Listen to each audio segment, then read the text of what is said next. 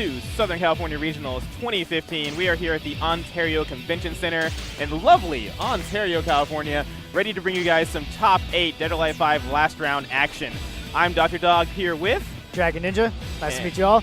Thanks for tuning in, man. Yes, absolutely. We want to thank all of you guys for tuning in. This is the last guaranteed qualification for the Battle Royale, which if you're not familiar with it, why are you watching our DOA stream? But basically, it's kind of like Capcom Cup, but for Dead or Alive. Team Ninja has been gracious enough to offer prize bonuses to a multitude of tournaments, and several of the tournaments along the Battle Royale, the winner actually gets a flight out to the championships, which is going to be at NEC in mid-December, Philadelphia, Pennsylvania. Yeah, I think it's an awesome thing that they've put this circuit together, because I mean we've seen what kind of competition has come out of like Capcom Cup for their games and things. All right, guys, we are going to hop into our first top 8 match here. We have this is Haji and Shinobi and Apprentice. Now, for you guys that don't know, Apprentice is wearing the Hitomi official sweatshirt jacket thingy. He's not rocking Hitomi though, but you know we won't criticize. Yeah, he's all about that Elliot life. And we've got Haji and Shinobi using that Hayate. The Apprentice is going to be playing as Elliot. I was actually playing the Apprentice in some casuals on Friday night. He is definitely on point with his Elliot. Doesn't believe the character is that great. I told him he was wrong. I told him that the character is, I don't know if I'll say one of the best, but he's definitely a solid character in this game and even back in DOA 4. I honestly feel like people act that way a lot about their own character. They're like, oh, my character is pretty decent, but not the greatest. But it looks like right now, Haji Shinobi is just putting it to him with Hayate, using that 2P to gain a little bit of frame advantage on hit and then go into his office, using the wall game right here. Let's see what the Apprentice can do. Misses that juggle a little bit, backs away, doesn't want to put in the offense too much. Yeah. That is a nice throw because it gives you frame advantage. He's trying to force the wall. I don't know if I like those random counters. He wasn't hit. It's almost like he's trying to counter that first hit. Now, what I just learned from Haji, that sit-down stun into the high launch, there is actually, you cannot hold that. That's unholdable setup. You have to slow escape that. Even on maximum slow escape, you can't get out of it, or maximum slow escape is the only way to get out of it? Slow escape is the only way to get out of it. Okay. If you try to hold it, you're done. And a lot of people who don't know, slow escape is basically, a lot of people do 360s on the controller. You want to put in as many inputs as possible during a stun. It's an alternate way of getting out rather than simply countering. It's not as fast as countering. Countering is generally your fastest way out, generally. But slow escaping is the safest way out. Absolutely. And there are certain situations, like we just said, where slow escaping is the only way to get out of a combo before a guaranteed launch. Or near guaranteed, I should say, aside from slow escape. And Haji and Shinobi unlocks the Hayate newbie title. Yo, we're earning stuff. That's right. Unlocking. That's what we like to see. You can see Apprentice looks a little worried there. Haji Shinobi looks cool, calm, collected. He's ready to go. The Apprentice is kind of like, hey, I wasn't expecting things to go that way. Yeah, he really took it with the fast 3-0. Let's see what kind of adjustments Elliot can make, or Apprentice, can make here. Right now we're seeing a very poke-heavy neutral game here.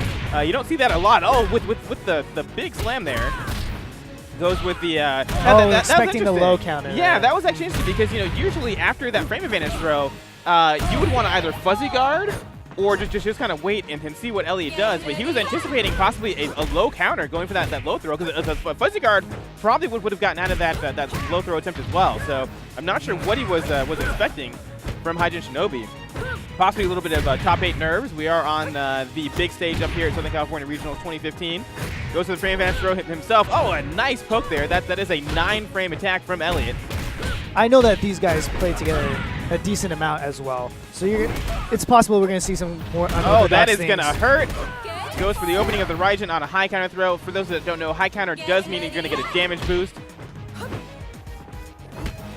We've got, once again, that poking neutral game. As you can see, the Apprentice is not countering on reaction. He was he just assumed that low attack was going to come out. And you know what? I mean, that's not a low attack that most good Hayate players use, but he countered anyway. Luckily, Haji Shinobi didn't see the counter in time to punish it properly. He still gets the round and a grade, taking that first match. So what do you feel like Apprentice has got to do to change this up? Apprentice needs to calm down. As we saw there, he was kind of countering randomly when he didn't even need to. He's not doing some things on reaction. He's kind of just assuming, oh, well, there's a low after this move, I should counter low. And you see right now he's thinking, he's trying to figure out, what am I doing wrong? Just calm down, play your game. You know, he's doing a lot of things. He's getting hit by the second hits of the strings, by the third hits of strings. He just needs to kind of calm down. Like there, you know, Hayate is at frame advantage after that 2P on hit. Yeah, he's going for an attack there. He gets up off the ground, does a counter. You know, that is a surefire. We totally agree. It's all counters. He's just getting punished for his counters all day long. Exactly. Like I don't like right now.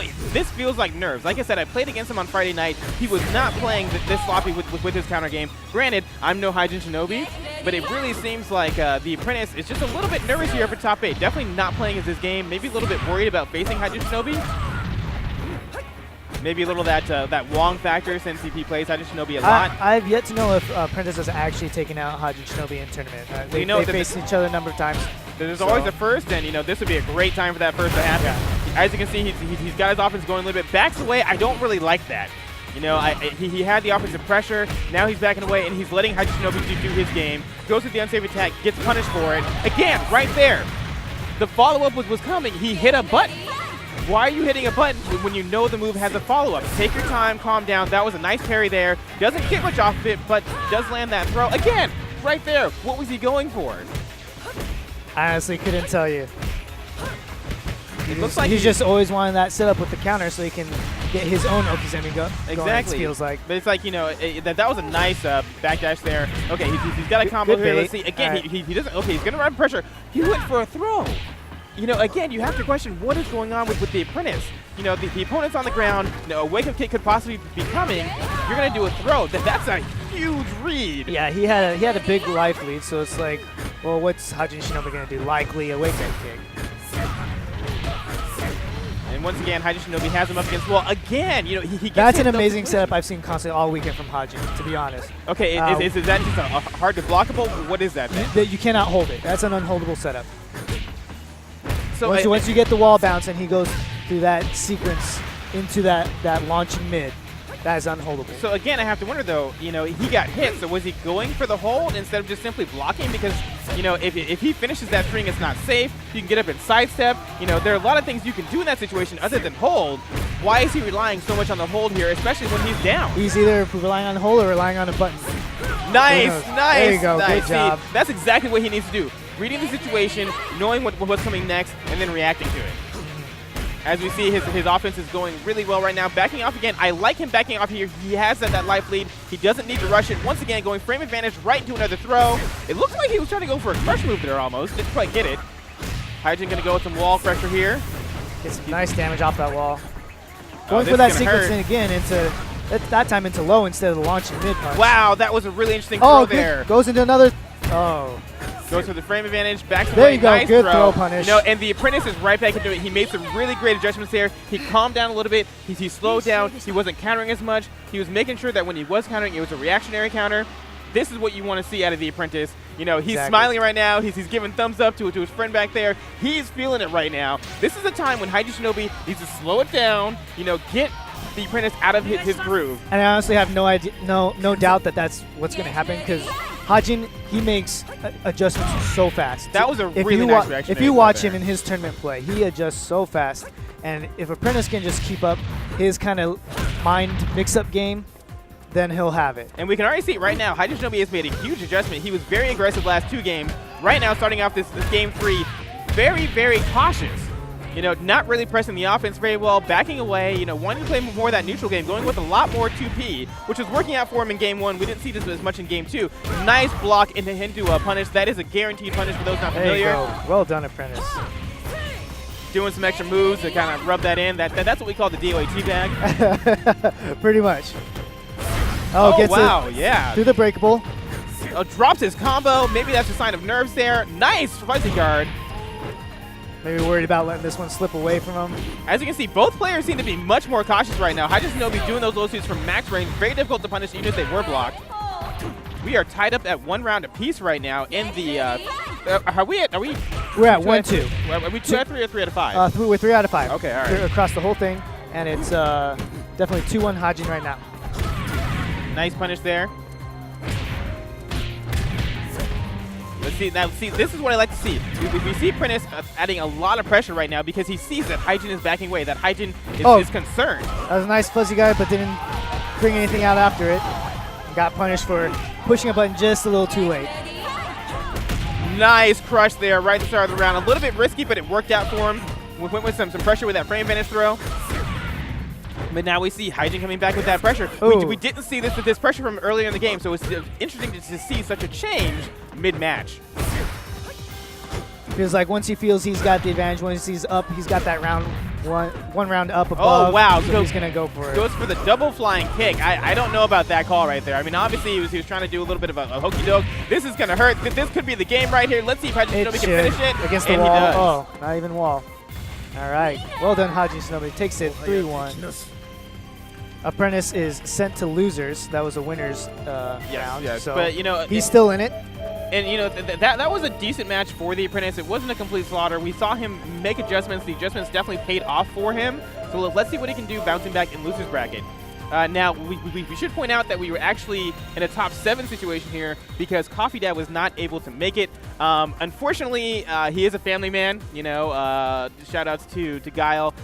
He was able to get out of babysitting duties on Friday when we were doing the DOA pool play.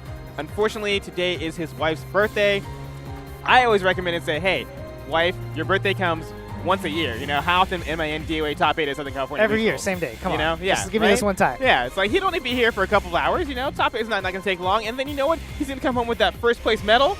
And you know what? Happy birthday. How can she be mad? Exactly. How can she be mad if he gets first, when he gets first? You know, so shout outs to Coffee Dad. I'm sure you are watching during your wife's birthday. If your wife doesn't let you watch, you know what, man? I know a great divorce lawyer. Ooh, whoa. I do not condone this. I'm not. This is where we split. Yeah, you know what? I'm just playing around. Obviously, Coffee Dad is a happily married man. I don't even know. I'm not sure. I've never met his wife because his wife didn't come out on Friday to support. Now I understand. No, it's true. Life comes first. Life Absolutely. comes first. And you know, family is important. He's enjoying DOA. He hasn't been playing it very long, so I was very happy to see him make top 8 here at Southern California Regionals. And again, you know, this is the last Battle Royale tournament in which the winner gets a guaranteed trip to NEC, all expenses paid. You know, we still have a couple more Battle Royale events coming up. Paradise and San Diego coming up next month, as well as NEC is technically a Battle Royale stop. But while those earn you Battle Royale points, the winner will not get a guaranteed flight to NEC like the winner does here. Correct. So, and here we have one of the favorites to win, Crazy Steady. I was talking to him earlier on Friday. He's very confident. You know, he really wants to kind of be in NEC where we're going to have the best of the best DOA players. We're going to have multiple international players. We have 2 Japanese players. We have a player from Europe. We have a lot of players coming out for NEC, which is that Battle Royale finals. And a lot of people are hungry. It's going to be so exciting. And just like what Coffee Dad was talking about last night, the different play styles across the world, like how the U.S. plays versus how Japan plays versus how Europe plays. Exactly. It's all so different, and it's so interesting to watch. And it's really cool because if you can pull from each of those styles and find something good that works for you. Exactly. And it's going to be fun. DOA is such an open-ended game. You can play it in so many different ways. Like, you know, a lot of people criticize me because I play very defensively. You know, they're like, why is he just blocking everything? It's like, that's how I play. You know, I come from a Tekken and SoCal background where, you know, blocking is key. But a lot of people just want to play completely hold base, you know, go completely offensive. There's so many different ways you can play DOA. You can really pick up different styles from different people. But right now, we've got Crazy Steady versus Nico. Nico playing as Lei Feng on the 1-player side, Crazy Steady playing as Tina on the 2-player side. And Nico is off to a great start right now. Now, Nico is a favorite here locally. He's a California player that I think is their favorite to win for their local scene. Well, you know, Crazy Steady is also a California player, but he's more Northern California. He's kind of in the he's not quite northern, but it's kind of like central northern area. Okay. But you know, he has been thrashing through all of his tournaments. He has definitely improved his game since coming onto the scene early in DOA 5's life. And he actually makes a huge comeback, takes that first round. Let's see if Nico can make some adjustments here. Gets that parry. This is going to hurt. No, actually doesn't go for a ton of damage there. Backs away as well, allows Crazy Steady to kind of come in with that running catch grab. You know, once again, we're not seeing Nico apply much pressure after he's getting these stuns. He's kind of just like, even got a full sit-down stun and just kind of sits there. Just kind of poking around and just, you know, backing away. And I don't know if this is his game, if he's just playing like a very cautious game, if he's trying to bait out a counter. Not sure what his plan is, but it clearly worked that round for him. Ties it up at 1 round apiece here, going into the 3rd round. Again, starting off with those jabs, just kind of being like, you know what, Crazy Steady, I'm going to test you out. What are you going to do at the start? Crazy Steady going with that crush move after the safe mid kick. Once again, you know, just he's not really looking to extend that stun. Seems like he's just worried about the counter there. He always gets that sit down, and both times we've seen him either sit there or just give that little 2K. That's it. You know, I really like him backing up after that knockdown, but I'm not sure what he was trying to do with that power blow. Oh, gets the limbo stun. Doesn't follow it up with very much, though. You know, I don't know if this is just, once again, top 8 nerves. The players didn't have a lot of time to warm up this morning, so they might be kind of getting some of those early jitters out. But right now, I didn't see any setups going, and these guys all showed up just before time. You know, and DOA Pool Play was on Friday, so if you didn't have it set up in your room or at home, you were not able to play yesterday. So, you know, again, this would just be them getting some of those jitters away. And we are top 8, you know, on the big stage. So this is a place where a lot of DOA players are not as familiar with, you know. But Crazy City is going to take that first game. I would like to see Nico be a little more aggressive, you know, like take it to Crazy City. We saw during those stuns, Crazy City was not countering at all. Not really. You know, and I saw maybe 2 or 3 counters to come out of it. Exactly. I want to see Nico force him into a counter situation. You know, say, hey, if you're not going to counter, then I'm going to rack up this damage. And we didn't see that from Nico at all in Game 1. Let's see if he can make the adjustment right now. And we eat our words immediately. Exactly. Right off the bat. Like, Crazy Steady is just saying, you know what, I heard what you guys said, so I'm going to change up my game before Nico can adapt to it. And it absolutely worked. Gets a great in the first round. Nico is on the ropes right now. He needs to make something happen. He needs to make it happen right now. Okay, he has a stun. There you go. That's what I want to see. Go for the launch. Say, you know what, Crazy Steady, if you want me to stop, you're going to have to counter me again. And that's a lot of what DOA is about. It's about reading the opponents, about saying, hey, I don't think you're going to counter this. Yeah, this game, compared to a lot of fighters, is such heavy mind game. Because there's so many, like exactly what we were talking about earlier, there's so many different ways to play it. And so the custom combos that you come up with. And oh, right there, that was spectacular by Crazy Steady. He baited that out. He said, you know, I know what you're gonna do. I'm gonna wait. I'm gonna see what you're gonna do, and then I'm gonna go for that power blow for big damage, causing the whole stage transition here. Now we've got the incline, which does change up some of your combos. I'm not sure if these guys have the incline combos down. Both of them opting to kind of, you know, move around to avoid that incline. I don't blame them. Nice duck into a throw. Is he gonna maintain the pressure? He doesn't. He backs away. I don't know if I like that, you know? Crazy Steady's been applying a ton of pressure here. Nico needs to change that. And right now, he's not doing it. Is that going to do it? The ground grab, it's not going to kill, but goes for it again. Good job on teching up that time. Oh, see, I don't like that at all. You know, a power blow into a side-step cancel, you're at roughly -20. Yeah, you're definitely not at advantage in any way, unless they whiff a move. Yeah, and granted, a lot of people use that, and it's rarely punished, but in that kind of situation, when you are one hit away from losing your second match out of this 3 out of 5 set, that's not what you want to be going for. Luckily, he gets out to a really good start here in the infinite stage from DOA 3. So we get this stage, this cliff stage with danger zone everywhere. And, because you know, right now, he's backing up toward the edge of that cliff. I don't like that. You know, he does have the life advantage here. Let's see what he can do. Crazy Steady going on the offensive. Nice blocking, though. That should do it. No, not. Oh, he does. Okay, all right. Makes a connection that time. We saw him miss the last match to cash out his combo, I guess you could say. That time hits the shoulder. You know, and we haven't seen a lot of sidestepping. That would have been a great time for Crazy Steady to sidestep. The wall interrupts that combo there. Gets the forward catch throw anyway. Oh, wow. That was just a little bit out of range for Crazy Steady. Luckily, doesn't get too punished for it. Nice crush move. Ooh, tries to go for a low and gets hit by the mid. Are we taking off? No, we're not taking off. I don't like that low counter there. You know, wake up kicks in this game are not that fast. If you practice in training mode, you can counter wake up kick every single time on reaction. Yeah, you can react to those. They are slow enough that you have time. You know, I definitely don't want to see a counter before the wake up kick even comes out. You know, like even if you're not very good at reacting to it, at least wait. You know? And Nico just using the stage to his advantage all over the place. Wow, so that was a huge comeback by Nico, 3-0. And in this next game, you know, he made the right adjustments. He was a lot more aggressive. You know, once again, we said earlier, we said, hey, he was showing too much respect to Crazy Steady.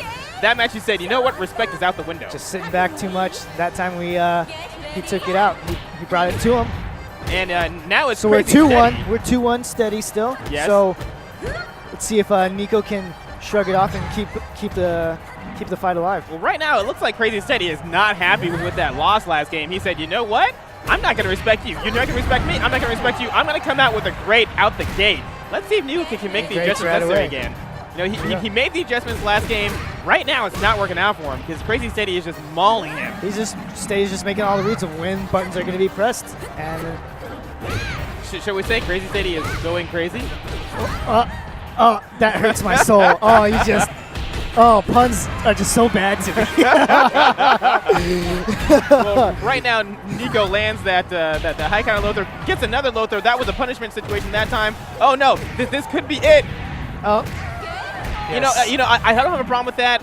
It did look like Crazy Steady hesitated a little bit, not knowing exactly what he wanted to do, and that's what gave him the knockdown he didn't really want. You know, I'm sure he wanted a launch or two to push that stun a little bit further. Ooh, great parry there. Giving himself some damage and time. Wow, that was baiting out the counter. Doesn't get anything though off of that feint stun.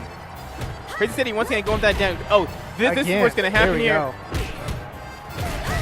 I'm seeing Steady finish his strings a lot during these last couple rounds. We're not really seeing any side steps from either of these players. I'd really like to see more side steps. You know, Crazy Steady is not reacting to that cancel into the throw at all. Wow, nice rush. Doesn't get a whole lot of damage, but gets enough.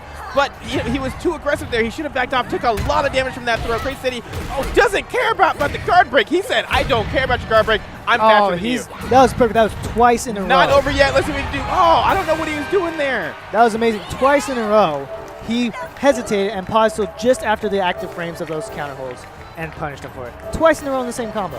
And that's absolutely what you need to do in this game. You have to read your opponent, and you have to bait out what you want from your opponent. You have to say, you know what? You want a counter. I'm going to pause just enough to bait out that counter and then punish you for it. So Crazy Steady moves on into the winner's bracket. He will face Haji Shinobi in the winner's bracket finals. That's what a lot of people kind of expected coming into this top 8. They kind of thought we'd see Haji Shinobi versus Crazy Steady. Now, I talked to Haji Shinobi earlier, and we'll get into a little bit more of this when the match is coming out. But I talked to Haji Shinobi earlier, and he said one of the reasons he's here at SCR this year is because last year at SCR 2014, Crazy Steady beat him.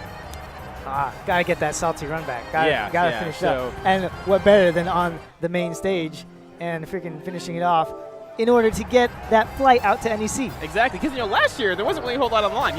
Some money here and there. This year, Team Ninja said, you know what, guys, we're gonna increase those stakes. We're gonna give you high stakes for this. Do you want to go and face 3 international players? Do you want to go and face the best of best in the U.S.? Then you better win. You better bring it. So. Next up, it looks like we are going to have a loser's bracket match, obviously. I believe this is Blaze and, let's see, who do we got? All right, so we've got Blaze and Tim Tastic. Tim Tastic or Tim Tastic? We'll find out in just a second.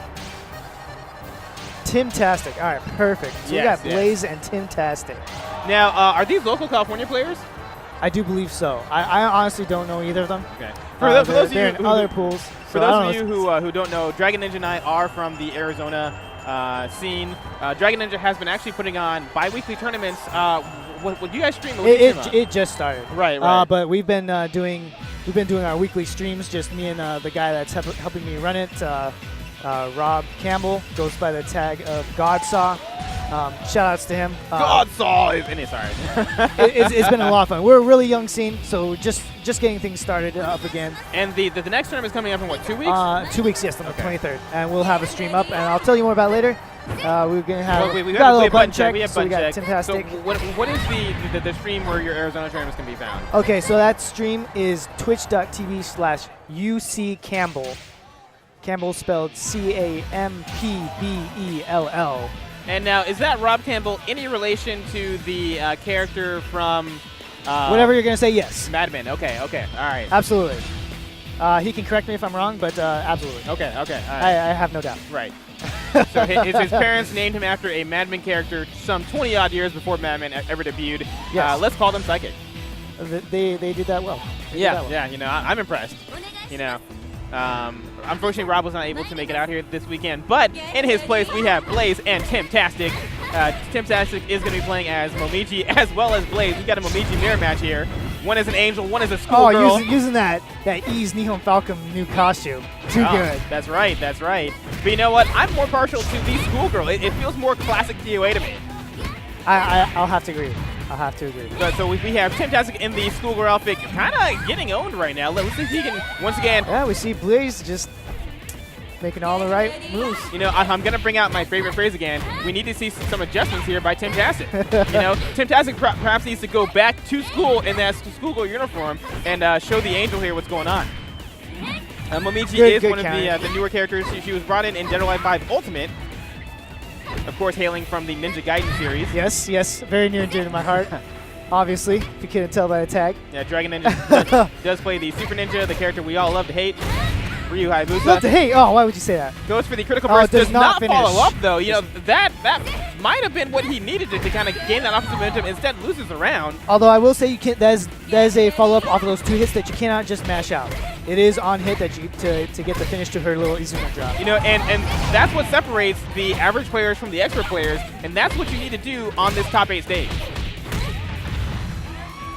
Momichi running in to face off against Momichi.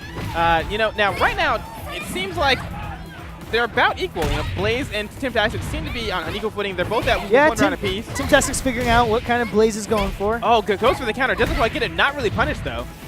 That is such a great escape option. Her back up for 7K.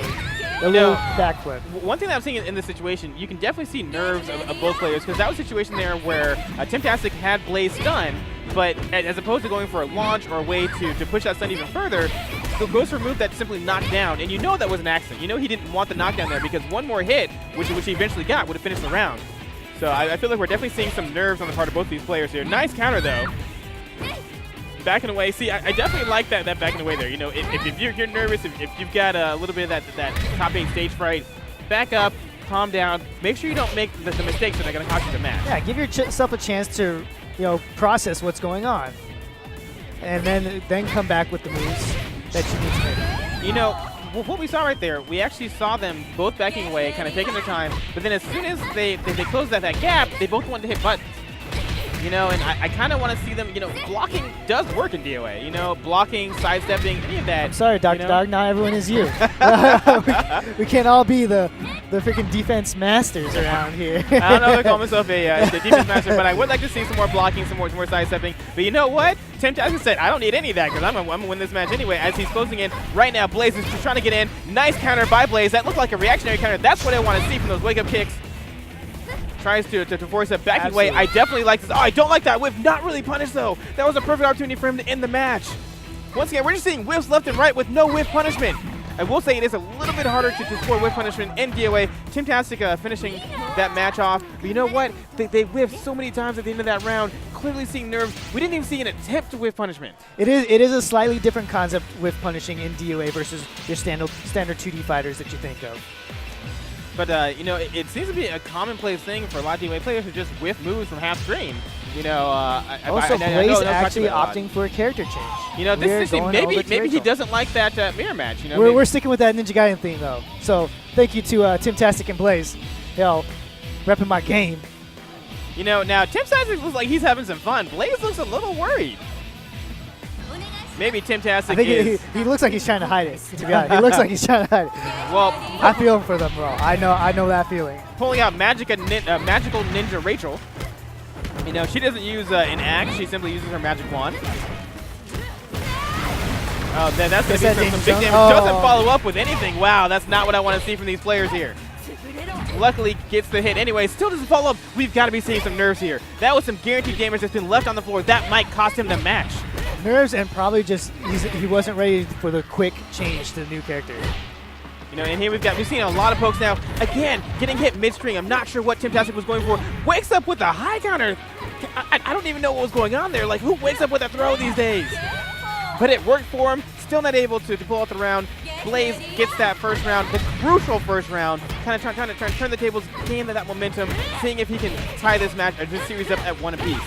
Well, I think it's what you're talking about. Like, he's probably seen Blaze do a bunch of early counters, trying to get that wake-up kick instead of reaction, trying to guess ahead of time. And so he goes for the throw instead and got damage out of it.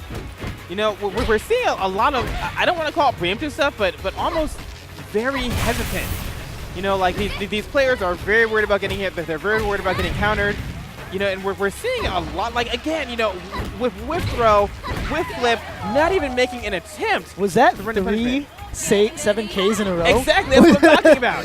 You know, and it was not only 3 in a row, but Blaze did nothing about it. Oh, here we go. Going on those 7K loops once again. Oh, it's totally punishable. Thank you for getting that throw punish. Great punishment. Doesn't do anything else. Just goes to the frame advantage so he can apply pressure. The pressure is working for him, though. Gets the sit-down stun. Goes for the throw. Again, he was anticipating a counter. He didn't wait for it. That's a situation where you absolutely need to wait for that counter if you're going to go for a throw there. Oh, dropping that again. We're definitely seeing some top 8 nerves here. Let's see if these players can calm down. Both of them backing away. We even see the little top there, you know, trying to maybe calm some of those nerves.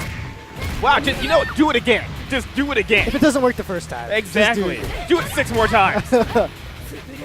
Actually, don't do that, guys. That's generally a bad thing to do. Goes for the stomp into the frame advantage. Great throw there. This could be it. Is it enough? Not quite. It is.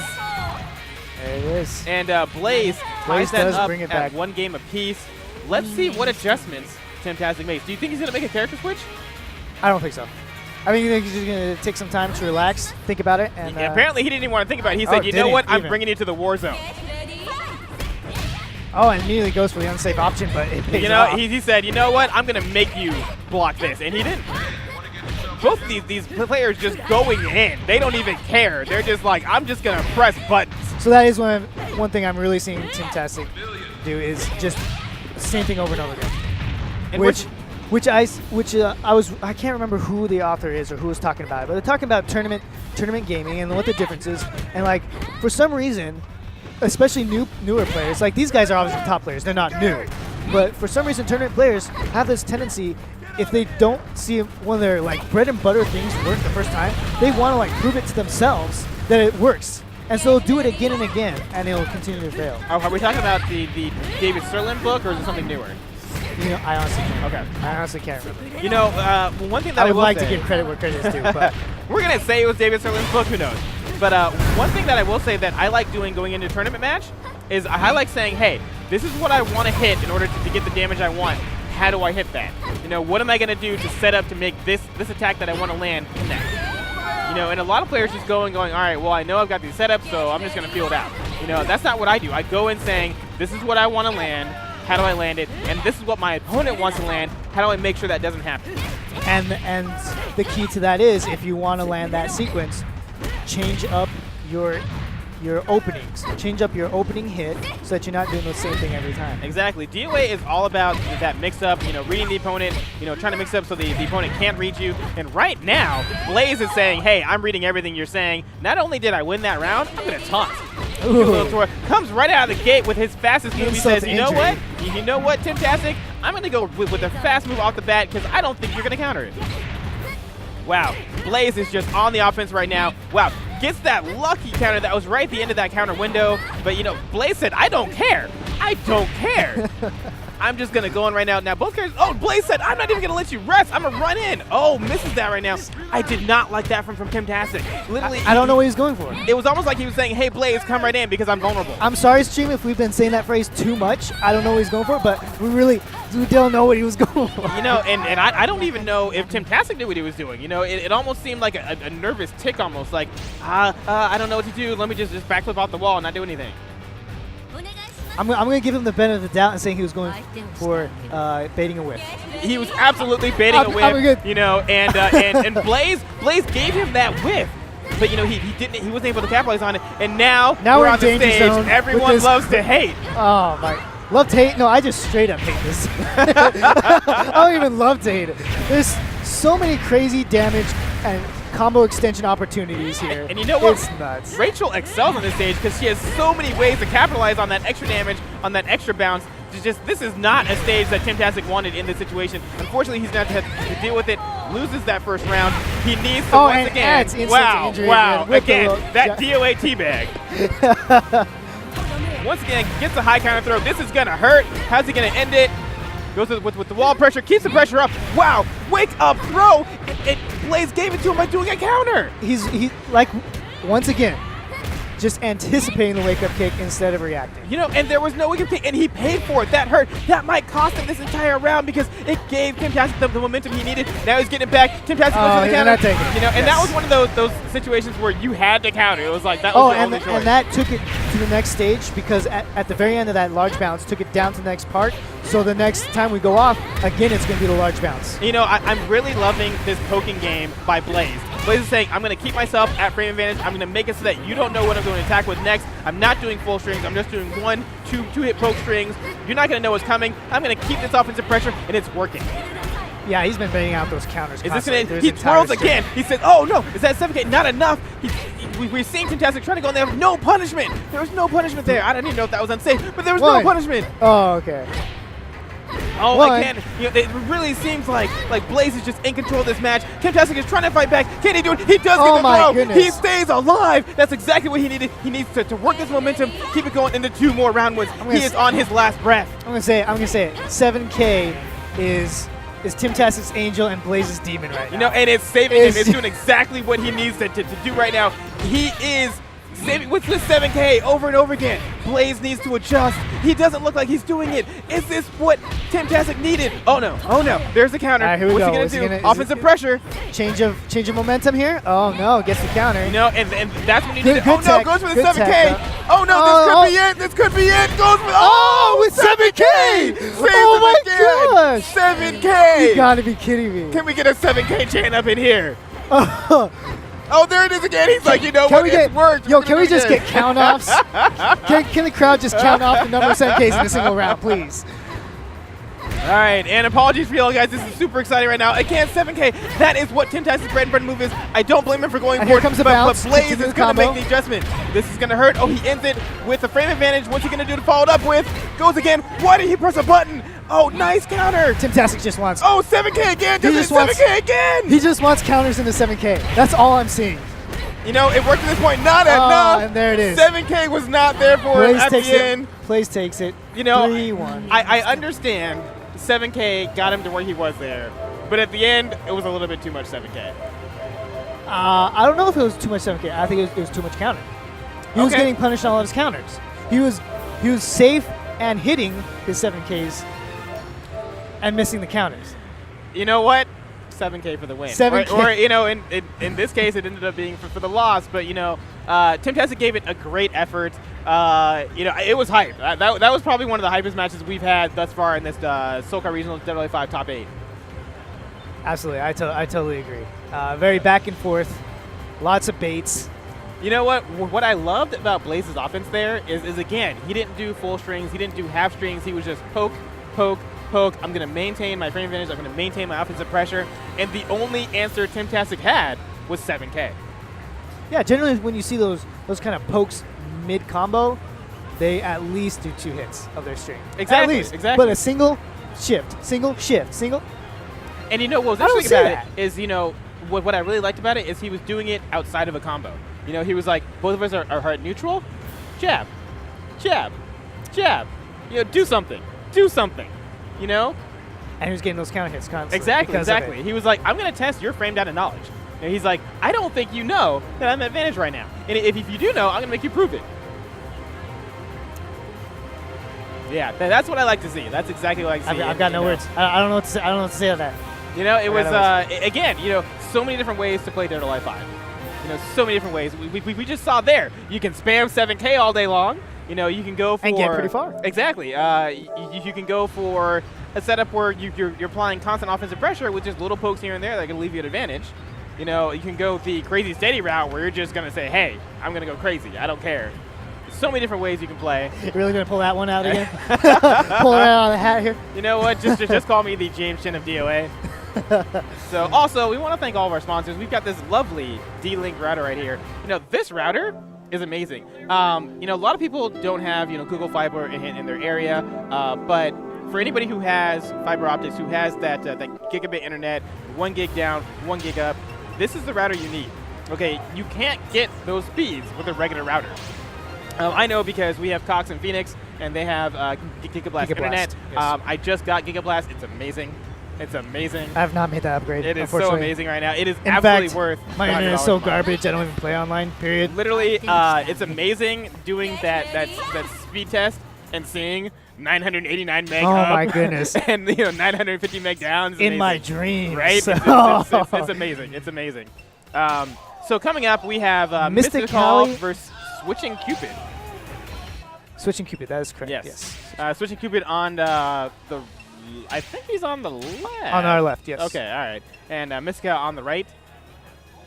So now I watched them playing a little bit during DOA pool play on Friday. Both of them seem like fairly solid players. Obviously solid enough to make it to the top 8 losers match here. So this is going to be. Yep. All right. And this is likely going to be Hitomi versus Kokoro. Okay, okay. You know, one of the things that I'm noticing looking at our DOA crowd here is that Haji and Shinobi and Crazy Steady are at complete opposite ends of the road that they're sitting on. Now, prior to this top 8 final starting, they were sitting fairly close to one another. You know, laughing and joking a little bit. You know, I even asked him, I said, which one of you is going to win? You know, Crazy Steady said, I'm not going to win. Haji Shinobi said, I'm winning.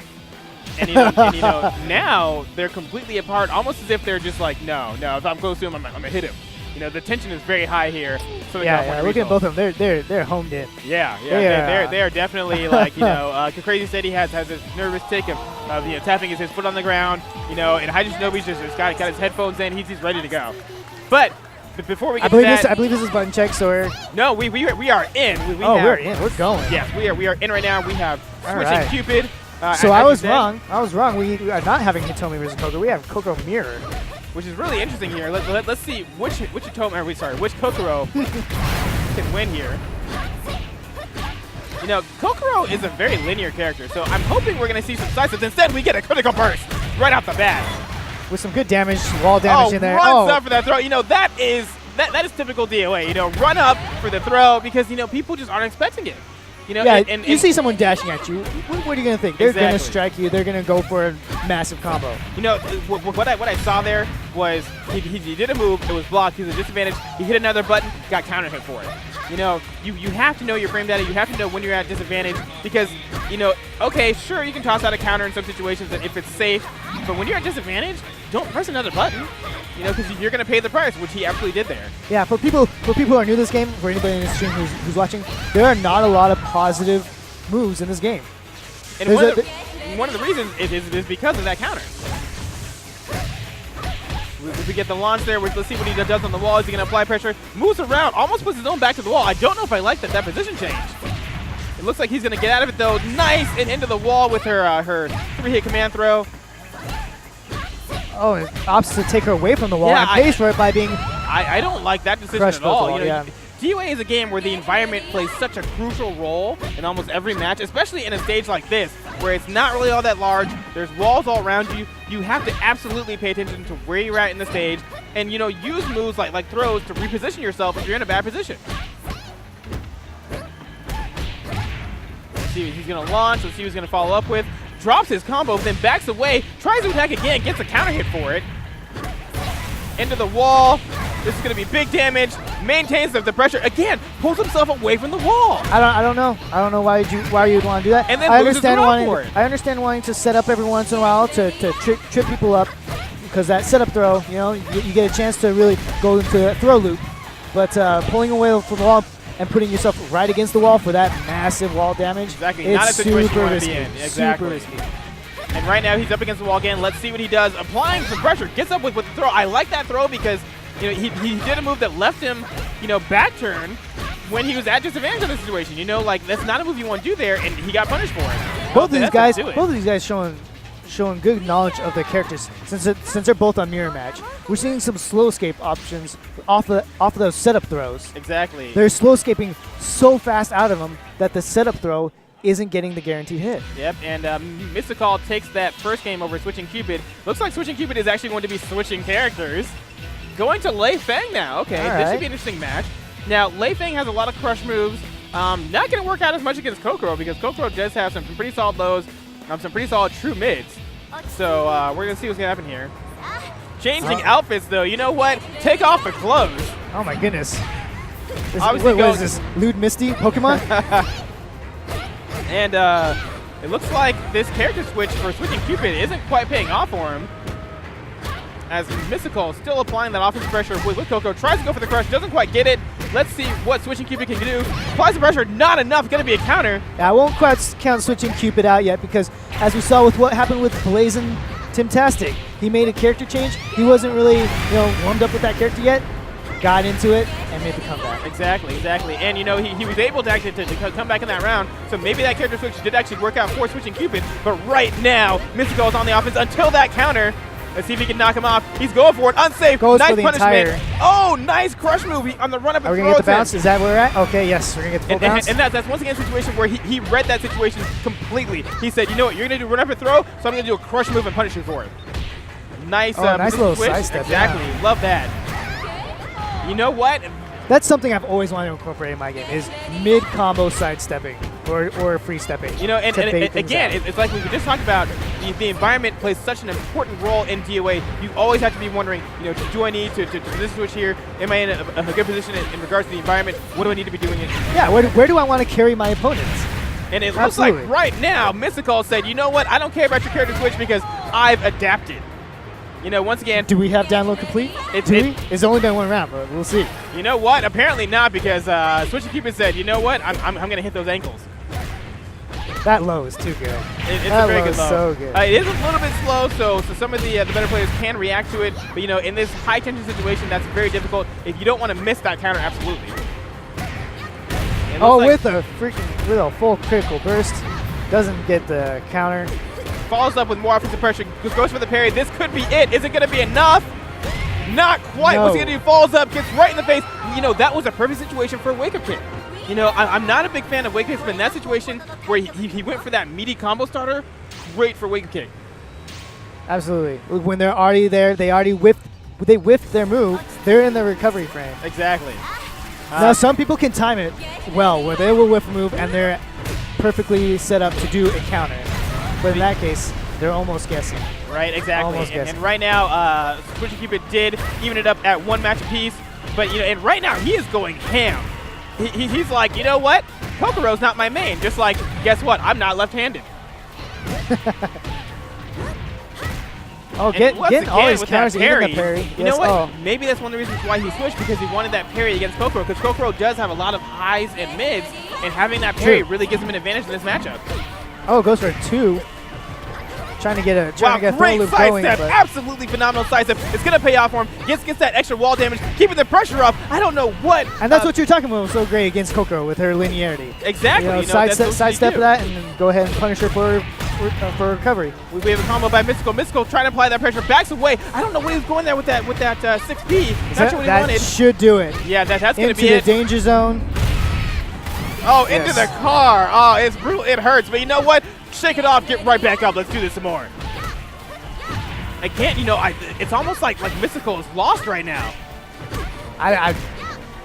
Once again, that parry. He's getting so much mileage off of that parry. Mr. Cali. Mr. Cali, Mystical. I'm calling Mystical. You know what? Shake that ass.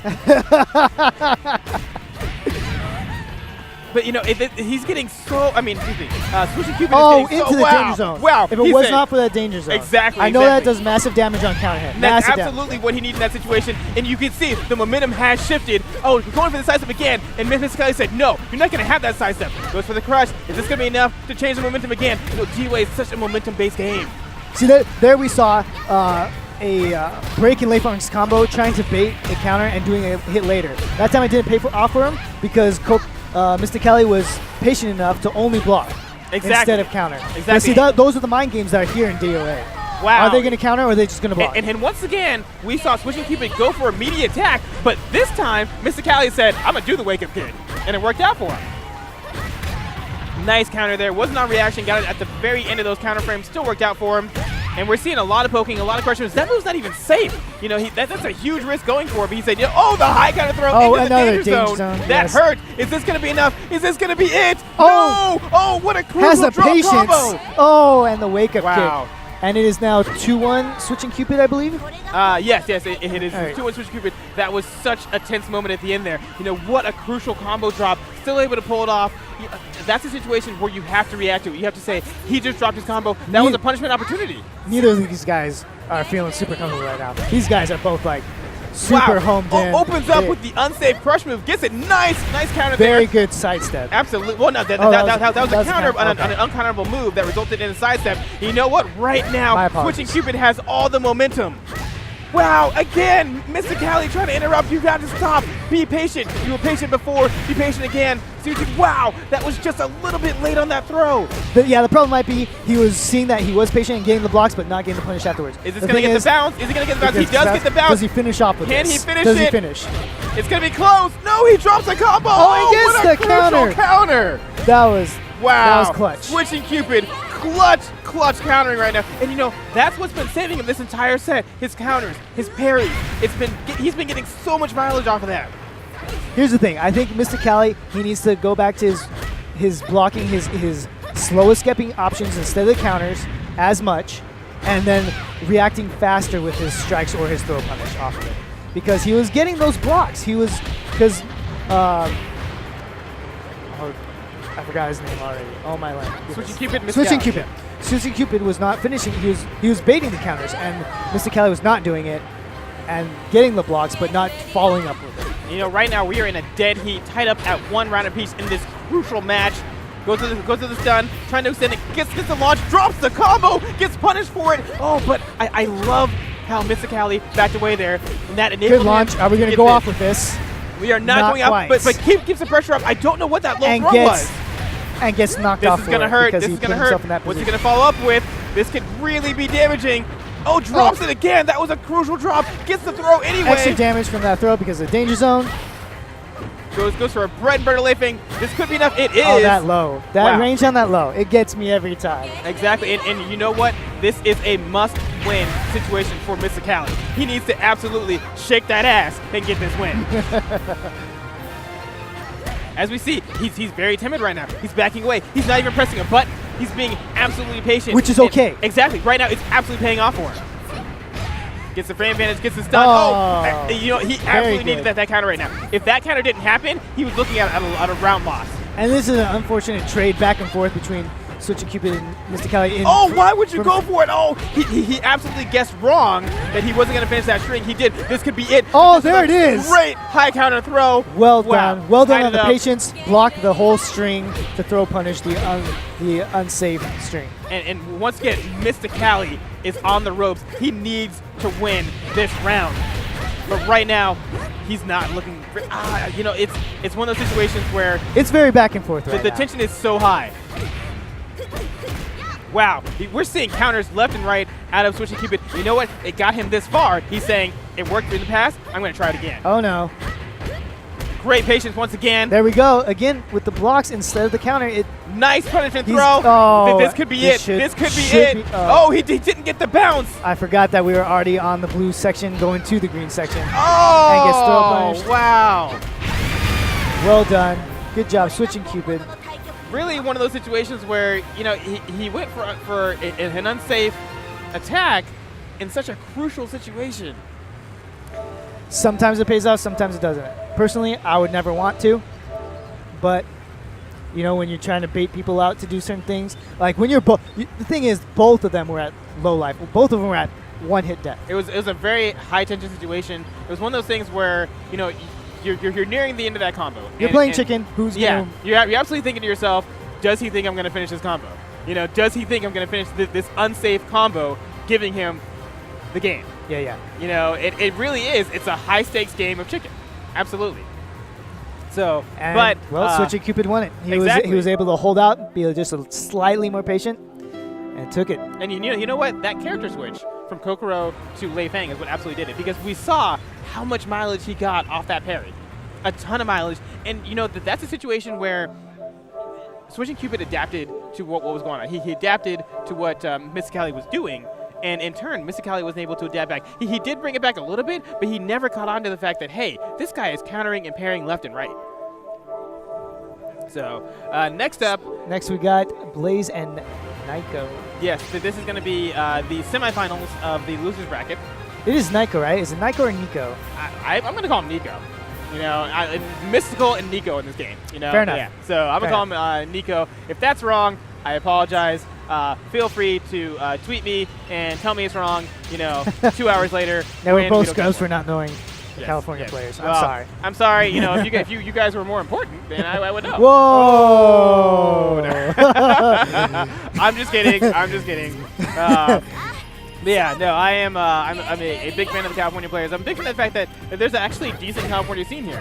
I was playing with some of them earlier. As far as the West Side is concerned, because as far as the United States is concerned, it's like East Coast and Texas. Exactly. But then there's California. And California's got the West the Coast other side. regions of the U.S. have actually criticized the West Coast because they're like, hey, where are your players? What's going on, guys? And I'm really pleased to see that Arizona, California, they're really stepping up, saying, hey, we have players, and our players are good. Yeah, we just need to have opportunities to show it to the world. And what I really like about this is the winner of this is going to be a West Coast player going to NAC to show the East Coast what's up. Absolutely. West Side? Represent. But it looks like button checks are nearing an end here. Of course, the most intense combo-heavy button checks we've ever seen. Exactly. That's what you got to do. Have you seen a Mortal Kombat button check? Oh, okay. Like, I'll grant you that. Like, yes, they practically play out an entire match going, I got to make sure that, it works when we're at 30 seconds left in the round. But we've got Nico once again playing Momiji, and Blaze is going to go with Lei Feng.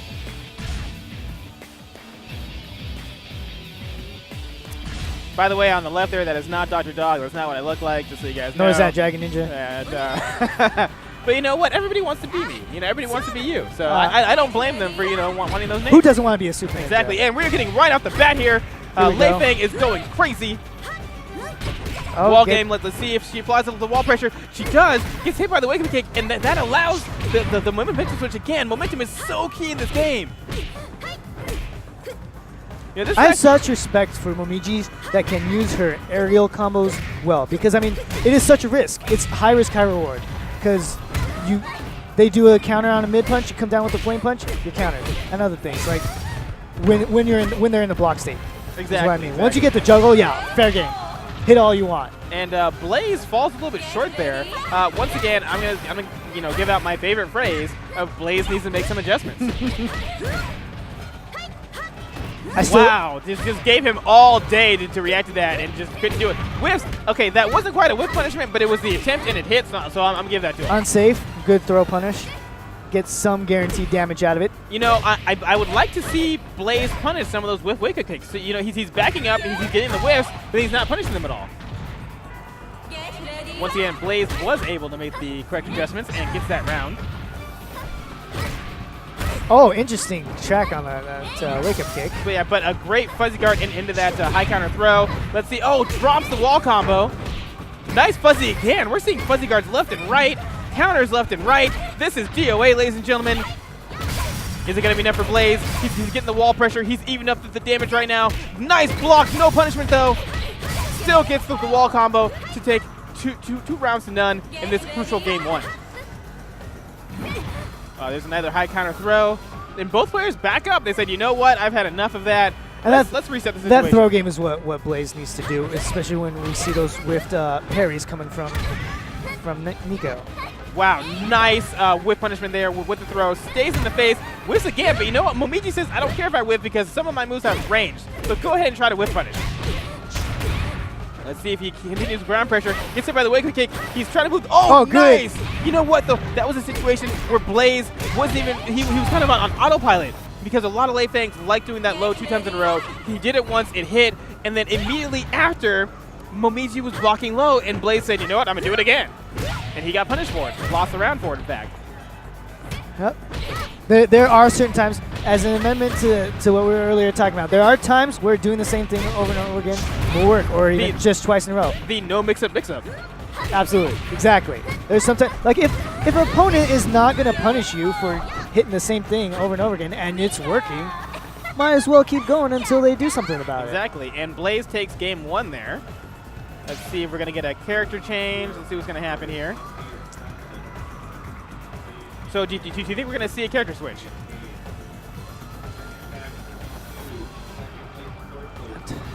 To who, though? Would it be to his Rachel? I don't feel like Rachel would be a good choice because I don't know if he can keep up in terms of speed. Well, so we had Blaze winning game 1. We're now going into game 2 here. So he doesn't go for the character change. He tries to stay with Momiji. No, it was not Blaze that one. It was Nico. Oh, I'm sorry. Nico. I'm sorry. Yeah, Nico is a late game player. I don't know what I was thinking. You know, ignore everything I said the entire first match, guys. All right. So Nico's up 1-1, or excuse me, 1-0, but Blaze coming right back and taking almost a great. You know, once again, he made the adjustment. That phrase is trademarked, by the way. Dr. Dog. Yes. 2015. Yes, exactly.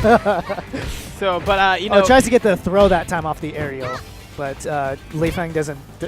Nico does not bite. You know, Nico has been a long time late game player, and I was just completely ignoring that. It's fine. It's fine. Don't worry about it. It's fine. But you know what? Blaze says, you know, I don't care what you call me. I'm going to win the next match because you already said I won the first match. I gave Blaze that momentum he needed. Also, shout-outs for the Ninja Gaiden stage. Keeping that Ninja Gaiden alive. Ninja Gaiden 3, no doubt. Ninja Gaiden 3. Ninja Gaiden 3. It's all right for everybody who hates Ninja Gaiden 3. It's fine. It's fine. Razor's Edge was pretty solid. Razor's Edge, yeah. Anyway, back to match. Sorry for the sidetrack. You know. Nico saying, I'm not going to let you even that up yet. Making the adjustment? Yes, Nico, in fact, making the adjustment, winning round 3 of that match. I couldn't hold it, guys. That's I'm right. sorry. Nice parry. Let's see if he continues the pressure. Wow, he baited out that counter but didn't do anything about it. See, once again, you have to be ready to react to those situations. Nico wasn't quite ready, you know, and it looks like right now the momentum is all in Blaze's favor. Yep, he's the one who's. Wow, that was a great. You rarely see a throw break in DOA, but that was it. For those who don't know, throw breaks are only done on neutral throws. Exactly. That's the only time. You know what? A lot of times that's a situation where you're mashing out throw yourself. I'm going to give Blaze a credit and say he anticipated it and buffered that throw break. Buffer a throw break? How do you buffer a throw break? By pressing the throw button. Okay. Yes. I was like, wouldn't buffering be considered just hitting the button multiple times? Okay. And right now we are switching up to the stage to Mila's home court stage. Too bad Mila's not playing right now. Which I have yet to understand why it's a ring versus an octagon. I don't know. Great. Come on. Blaze trying to apply that pressure. You know, I don't know if I saw what he was going for. His timing was a little bit off there. No punishment, but gets the throw anyway. Wow, that was at the very end of that. And here's the thing: what we were talking about of anticipation on the wake-up kicks versus reaction. For those who don't know, when you the later you do a counter, closer to when the active frame of move is, the stats change. Exactly. You get more damage, or if it's a setup one, you get more time. Yeah. Yes. So it's absolutely key to be reactionary with those counters as opposed to just throwing them out there. You know, you do have a large 20-something frame counter window, but you're missing out on damage. Absolutely. And right now, Blaze says, I'm not missing out on any damage. Good job. Converts off of that little... I don't know if I like that pressure game. He did get punished for it, but I don't know if I like that because he put himself in a situation where one more hit, he would have been it, and he stayed in his face, you know? I don't know if I like that decision. And, you know, it looks like right now Blaze is trying to do a little bit of shenanigans here, you know, jumping around, trying to, you know, almost... Sometimes you just got to ninja it up. You got to get that, you got to pull out that ninja trickery. Sometimes you got to just bust out that ninja. Ninja, please. Although I don't know how ninja and sneaky can be with giant wings. Hey, you know, it's the illusion, all right? True. Wow. Oh, going for the counter and actually do it. Yes, with the wall. Or ropes. And it's one of those situations where if you hit the counter on a frame where you're in an uncounterable situation, the counter will come out immediately after. So we're now at 2-1 Nico. Yes, 2-1 Nico. Nico, the Lei Feng player, for those that didn't know here. But you know, are you talking to yourself there? I don't know. Oh, okay. No, we're talking. Stream. But it looks like Blaze is really sitting here. He's contemplating. You know, Blaze wants to win, and do you think it's nerves? You know, he's taking a swig of that energy drink. You know, he's kind of getting readjusting his shirt. You know, I still think he's going to stay. This late into it, I think he's still going to stay Momiji. He's just coming up with a plan of what he needs to do. Wait. The cursor's moving. I stand by it. I will eat my words. What? Was that Blaze kind of going, I don't know what I want to do? I will eat my words if you pick someone else. I don't but like I feel like this late in the game, and like he just needs to come up with a plan because like he was doing well with Momiji. He just made a few little errors that became these huge critical damage differences. Just seeing this indecision, even if he goes back to Momiji, seeing the indecision, I don't like really, that at all. Really? You know, he moved around to several different characters, landed on Kasumi. I don't know if the indecision alone. Really? You know, that lack of confidence, that not knowing what he wants to do, how he wants to. And because he made the set. switch in such a weird manner, I don't feel like he's going to have a game plan right off the bat. No, absolutely. And you know, he's in home, not going to have a lot of room to work with here. But you know what? He's off to a fantastic start. Maybe this was the switch he needed. And the place he needed. Exactly. You know what? Exactly. Kasumi is also another person that benefits from the ceiling. Believe me, I know all about the ceiling, but Kasumi also can do it. If you have a character that benefits from the ceiling, 9 times out of 10, you practice those ceiling combos like no other, so that when you're in a situation like this, where you hit that ceiling hit, you can get maximum damage. And we just saw Blaze drop the ceiling combo. That was a great shoulder, because that shoulder gives you a little step back into it. We saw a whiff move coming out of Kasumi and just shoulder into daze. You know, I'm wondering, has Blaze been playing Kasumi as much as other characters? I couldn't say. I mean, granted, you know, Kasumi's been a character in Dead or Alive since day one, so it's definitely a situation where, like, it's riding a bicycle, but in a top-8 situation where your lifeline is on the line, is that the right switch? Well, so far it's doing okay. We're just at 1-1, so we're not behind or anything yet. Well, but as you can see, Nico made the adjustment. Oh, I can't escape from that one. I cannot escape from that. Oh, and we're going to take to the wall. Yes. We're in a situation here where we're not going to transition in anywhere unless we floor break. Yeah, and, you know, let's see if he gets maximum damage. He does not quite enough to kill. Goes into it again. I don't know what Nico was trying to do there. Second trademark of Dr. Dog 2015. Nice counter there by Blaze. Gets the another parry. Good Great job. Parry. Nice bait out on the counter as well. Gets the sit down stun. Doesn't really get anything off of it, though. A little bit of pressure. Not going to pay off for him. He waited just a little too long. Oh. Wow, no throw punch. That would have been a great time for the launching throw. That could have been the round into for him. power bow, yes. Absolutely. Oh, whoa, great dodge. Well, great low counter, I should say. Yes. You know what? And that paid off. We ate our words hardcore. Absolutely. Well done. Blaze said, you know what? I've not only been practicing Kasumi, I'm gonna win with Kasumi, and it paid off for him. And now he has to stick with her. Yeah, so he does. But you know, it paid off for him, and because now Nico has to make the adjustment. I don't know. Blaze got them glasses on. Kasumi's got them glasses. He can make them reads. Got the reading glasses on. Now, you know, Nico is looking a little worried. They both look like out of their mind. And we are going to the Ninja Gaiden stage. Oh yes, he was not ready. He was not ready for the tag team partner Buddha statue. Not at all. Well, drops the combo. The Buddha statue messed him up. Now for those who don't know, that only happens round 1. The thing is, if the round 1 ends and Buddha statue has not come out, Buddha statue will automatically be there at the start of round 2. But wow, what a great wall attack. If that wall is hit at any time in round 1, Buddha statue comes out, and that right hand is the first one that hits. And you can get combo continuations off of it. Yep, absolutely. It's really cool. You know, right now, Blaze is keeping that momentum from last game rolling in. You know, as you can see, Nico is backing away. But you know what? Again, that was a situation where it was almost like Blaze baited out. Blaze said, press a button on Kasumi. Gets that unsafe. Kasumi super unsafe when she finishes great strings. whiff punishment. Absolutely phenomenal whiff punishment. Gets a nice damage off of it. He's got all the momentum. Let's see what he does with it. Gets the low into the stun. If the counter was not going to work for him, that's going to be the round. Momentum shift is crazy going right now. Wow, low counter, high kick. What's going on? Ladies and gentlemen, boys and girls, it's crazy. Steady. Please, you're killing me. We're at 2-2, correct? Match at the set? Yes, we are all tied up. All right.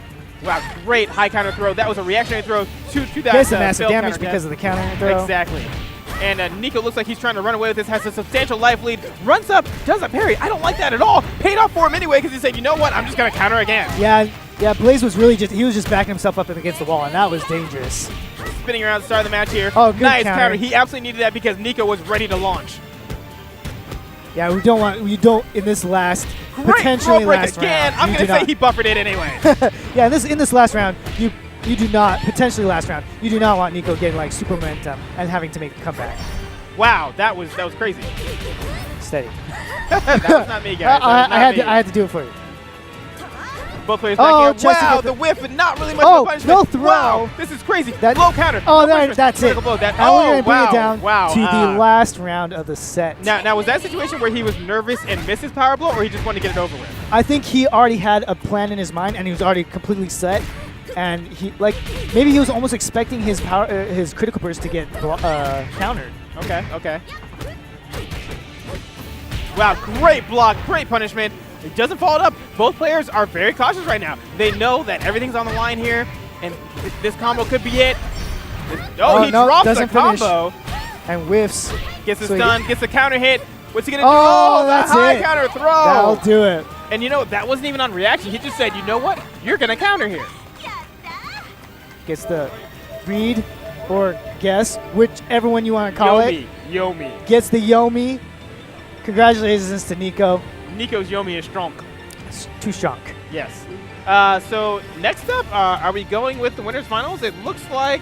No, I'm sorry. We're going to go with. It's hard to tell who's coming out. We got Apprentice. Looks like coming up on stage versus Mr Cali. Yes, Apprentice. So we've got the Jedi against the Rapper. Because the Apprentice is a Jedi, or a Sith, right, I should say. Sorry, Apprentice is a Sith. All right, fair enough. Okay, now I can laugh at it and give it to you. All right. Sorry that my commentator synergy is not maxed out. Which, shout outs to Star Wars. The Star Wars Battlefront beta is going on this weekend. If you have not played Star Wars Battlefront, you can download it for free, no pre-order necessary, on PS4, Xbox One, or PC through Origin. Wait till after DOA, though. Yes. Well, you know what? Get your download started now because it's a pretty big file. Unless it makes your internet suck. Then upgrade your internet and then download. Okay, so here we go. We're getting button checks. Button checks are hype. I like to be hype about it. Hype button checks. Hype button checks. So I mean, we're going to be expecting the Apprentice to use Elliot again. Who do you think Mr Cali is going to use though? He was Kokoro and Lei Feng, right? Right. Versus me when Mr Cali is actually the one that knocked me out. So I barely didn't make it into top 8. So he came in on loser's side. Does that make you salty? Is the salt flowing? Yeah. Are your sodium levels high? I'm very sad about it. I'm more sad than salty, but I mean I've been so excited and so grateful that I was able to make it out to this tournament, out to a major for DOA. Absolutely. It's been so much fun. And you know what? Beautiful Ontario Convention Center. We are in a huge room here. I mean, this is it's almost an Evo-sized room. I didn't quite catch who did Mr. Cali go for. Against me, he beat me with Hitomi. He played Hitomi the whole time. We've got Elliot. Lisa. Interesting. Mariposa. The Lisa pick. So wow, unsafe. Gets punished for it. Breaks out of the command throw. Jumps over. Now you actually know Lisa. I do in fact know Lisa. You can actually help me out with some. Wow, just interrupts his actual tech talk. Wow, you know what? He's finishing all of his strings and he's saying, "You're not going to punish me for it. You're going to try to interrupt, and I'm going to punish you." Wow, just mixing it up. You know what? I don't know if Apprentice is ready for this. So I don't know how well you know Elliot or this matchup of Lisa versus Elliot, but what do you think is different about this for Mr. Cali versus him picking Lei Feng or Kokoro? Well, so Kokoro is very linear, and we've already seen that the Apprentice is willing to sidestep. Also, Elliot has a parry, so you want a character that has some decent lows and a little bit more mix-up options. Okay. Now, Kokoro definitely has decent lows. As does Lei Feng. So I don't know what made him pick Lisa over his other two options, but obviously it's paying off for him. You know, makes you wonder if he has someone that he plays against that plays good Elliot, or maybe it's even Apprentice himself. No counter. That should be an automatic counter because there's no way to stop that once it's going. It should have been an automatic mid counter. The Apprentice did not do it. Wow, we had wait for a low throw. Yeah, that was really interesting. You know, this Lisa switch is really working out for Mr. Cali. Tries to jump over that wake-up attack a little bit late. Now we saw there that the Apprentice tried to counter, but a little bit late on the low counter. Wow, just says jump kick. We're going all around this danger zone breakable object. Didn't even touch it. Like, oh my goodness. Every time you get closer, I expect it to break and someone to get massive damage. Now, that was a pretty substantial win for Very convincing. Mr. Cali. Absolutely. We're not going to see a character switch, though. The Apprentice is Jumps kind of right nodding and saying, hey, I'm going to switch to my my Genfu outfit, and we're going to run this back.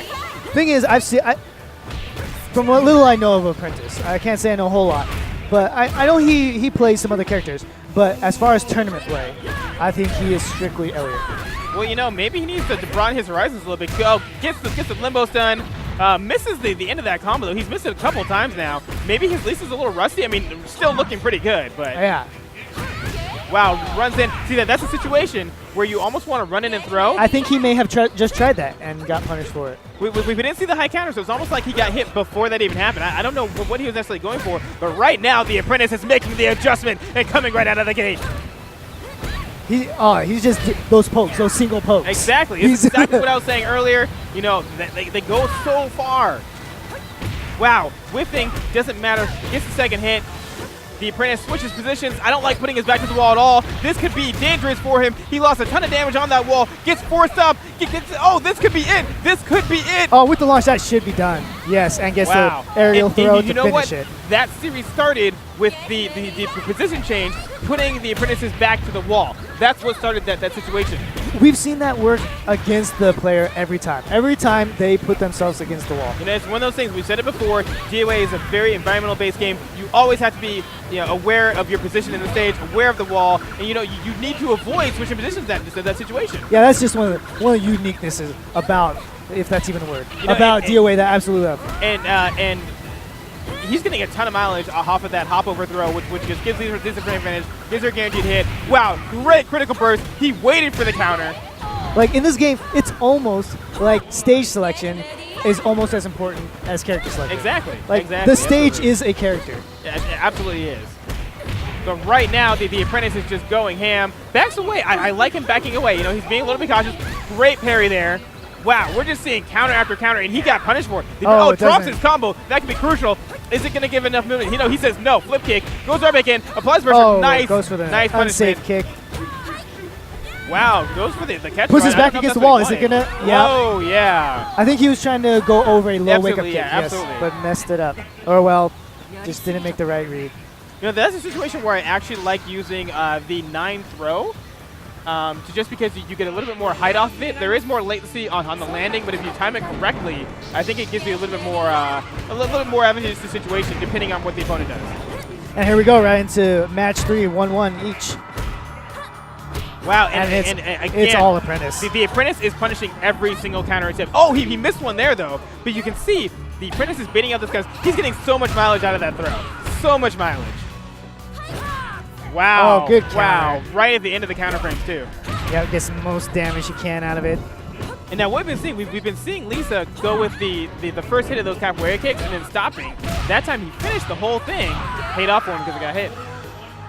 Yeah, I mean, those are the times where you may have done the same sequence time and again over the entire match, and you just change up the last hit, and it gives you opportunity for more damage. Gets a power blow into a full launch. Doesn't quite finish the whole thing, probably because of the position against the wall. And the Apprentice was on the offensive, and Mr. Cali said no.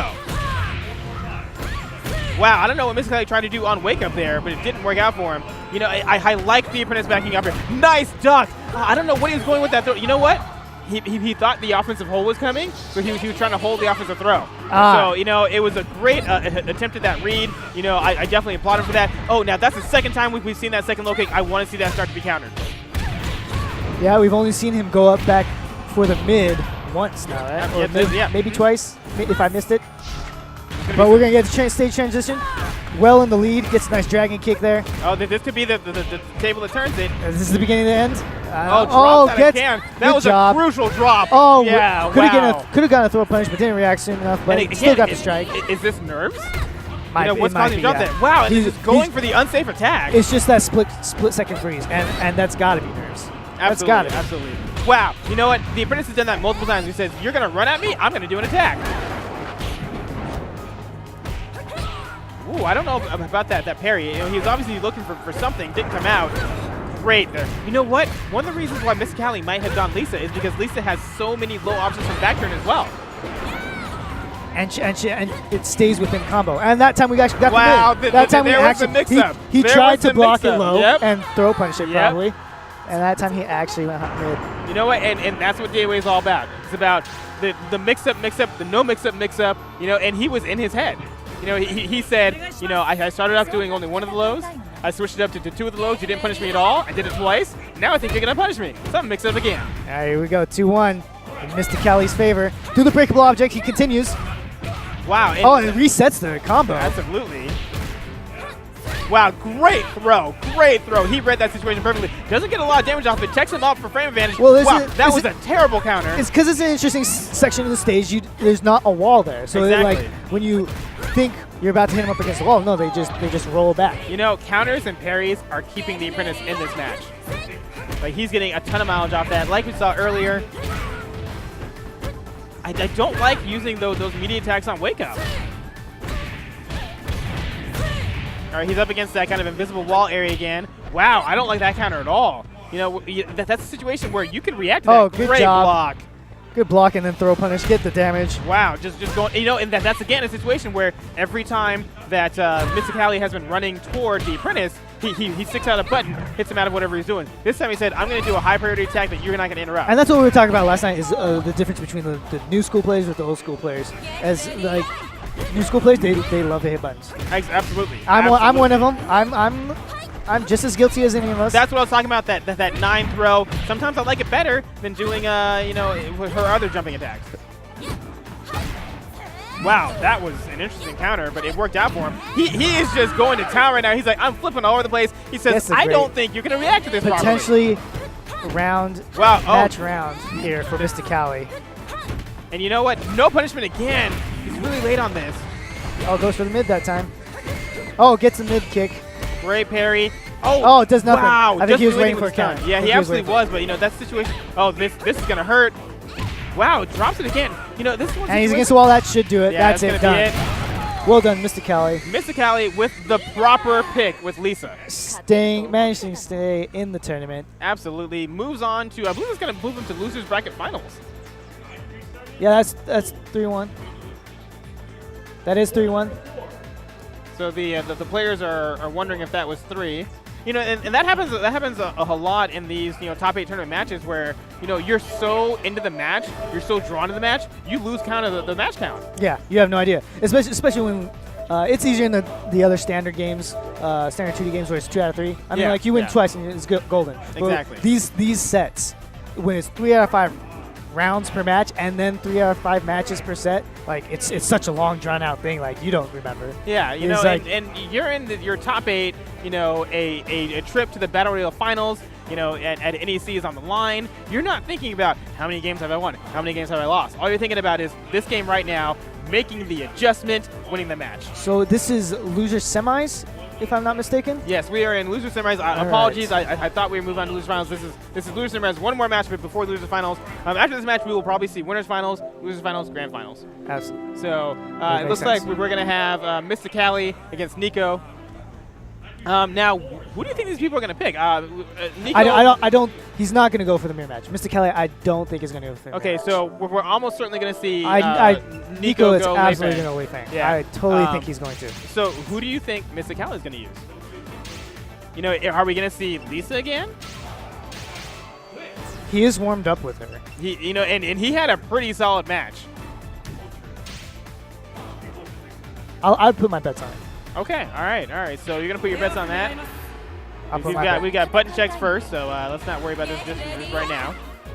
Button checks in the home. That's right. We got to make sure the counter is working. So if it does end up being that way, how do you feel about that matchup of Lisa versus? You know, well, so normally I would say that Lei Fang's parry really hurts Lisa, but Elliot has a very similar parry, and we just saw Mr. Cali roll through the Apprentice's Elliot. True. So you know, in this situation, you know, the match is very similar.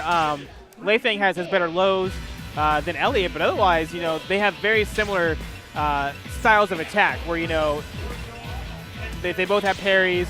Like I said, Lei Fang has better lows. Looks like we're going to see Coke. Well, no, he's debating. He's debating. I kind of want to see Lisa. I want to see Lisa. We're rolling through the character select. And you know what? Look at his face. He's deep in thought. Oh, Tina. okay. No. You gonna do it? Now, here's what I'm thinking. Another grapple type. Here's what I'm thinking. He's going with Tina. If he loses his first match, I bet we're gonna see character switch. Because that looked like a little bit of indecision on Mr. Cali's part, not knowing who should I go late thing against. I believe it. But Mr. Cali's got Tina with those reading glasses on. Let's see how it does. And you know what? He is off to a great start right now. Almost has Nico down to half-life. Now beyond half-life. Wow, he is working on a great. Oh, tries to get that meter. Yeah. Meaties are tough when the opponent wake-up kicks. Meaties are tough. And you know what? There is a situation where if you hit your meaty attack during the active frames, you will beat out a wake-up kick. The timing is extremely strict. Yes. But it can happen. And, it looks like that Tina pick worked out for Mr. Cali, at least during the first round. But right now, Nico is coming back with a vengeance. He said, I don't care about your Tina pick. I'll adjust right away. This is what tournament's all about. Wow. Quick adjustment. He didn't have critical burst. Did you think he realized he didn't have critical burst, and that's why he cut it short? He was going for a launch. He won the round anyway, but he definitely missed out on some damage there. I think he had there are times when I do critical burst, I have so many options of okay, I have a critical burst now. I can get so much damage. What do I do? Yeah, and that situation where you need to be ready for that critical burst to land, know what you want to do next. All right, so we've got Mr. Cali trying to make a comeback, breaks out of that throw. Wow, just ran a nice counter. Oh, gets the parry, and that should do it. Oh, no, doesn't finish the combo. Doesn't matter, though. And again, that's one of those situations where we even said you got to watch out for that parry. It's something Lei Feng players love to do. I mean, it's a super good tool of hers. And so, if you can get it down to throw punishing that parry, you're going to give Lei Feng a lot of trouble. Great combo. Great punishment on that special wake-up. Let's see if he can use his momentum in his advantage. He's got the stun. He gets the high. That's going to do a lot of damage. Gets the round your head. Is this going to be enough? Goes another combo into the full combo. Not quite enough. What damage. He keeps the pressure on. Oh, my goodness. Goes for 2 throws. I don't know. It was a throw and then a low counter. I don't like that at all. I mean, he got the win, but that was so risky. I could have sworn that was high throw, low throw. Either way, it was risky. It was risk. I was not expecting it to do that. Absolutely. That was high risk. Oh, it paid off for him, but wow, tries to run shoulder. Into punish that. There goes the shoulder to get away from the throw. Exactly. This is going to hurt. This is going to hurt. Does he follow it up properly? Get some solid damage off that. Absolutely. Oh, gets that guaranteed ground throw.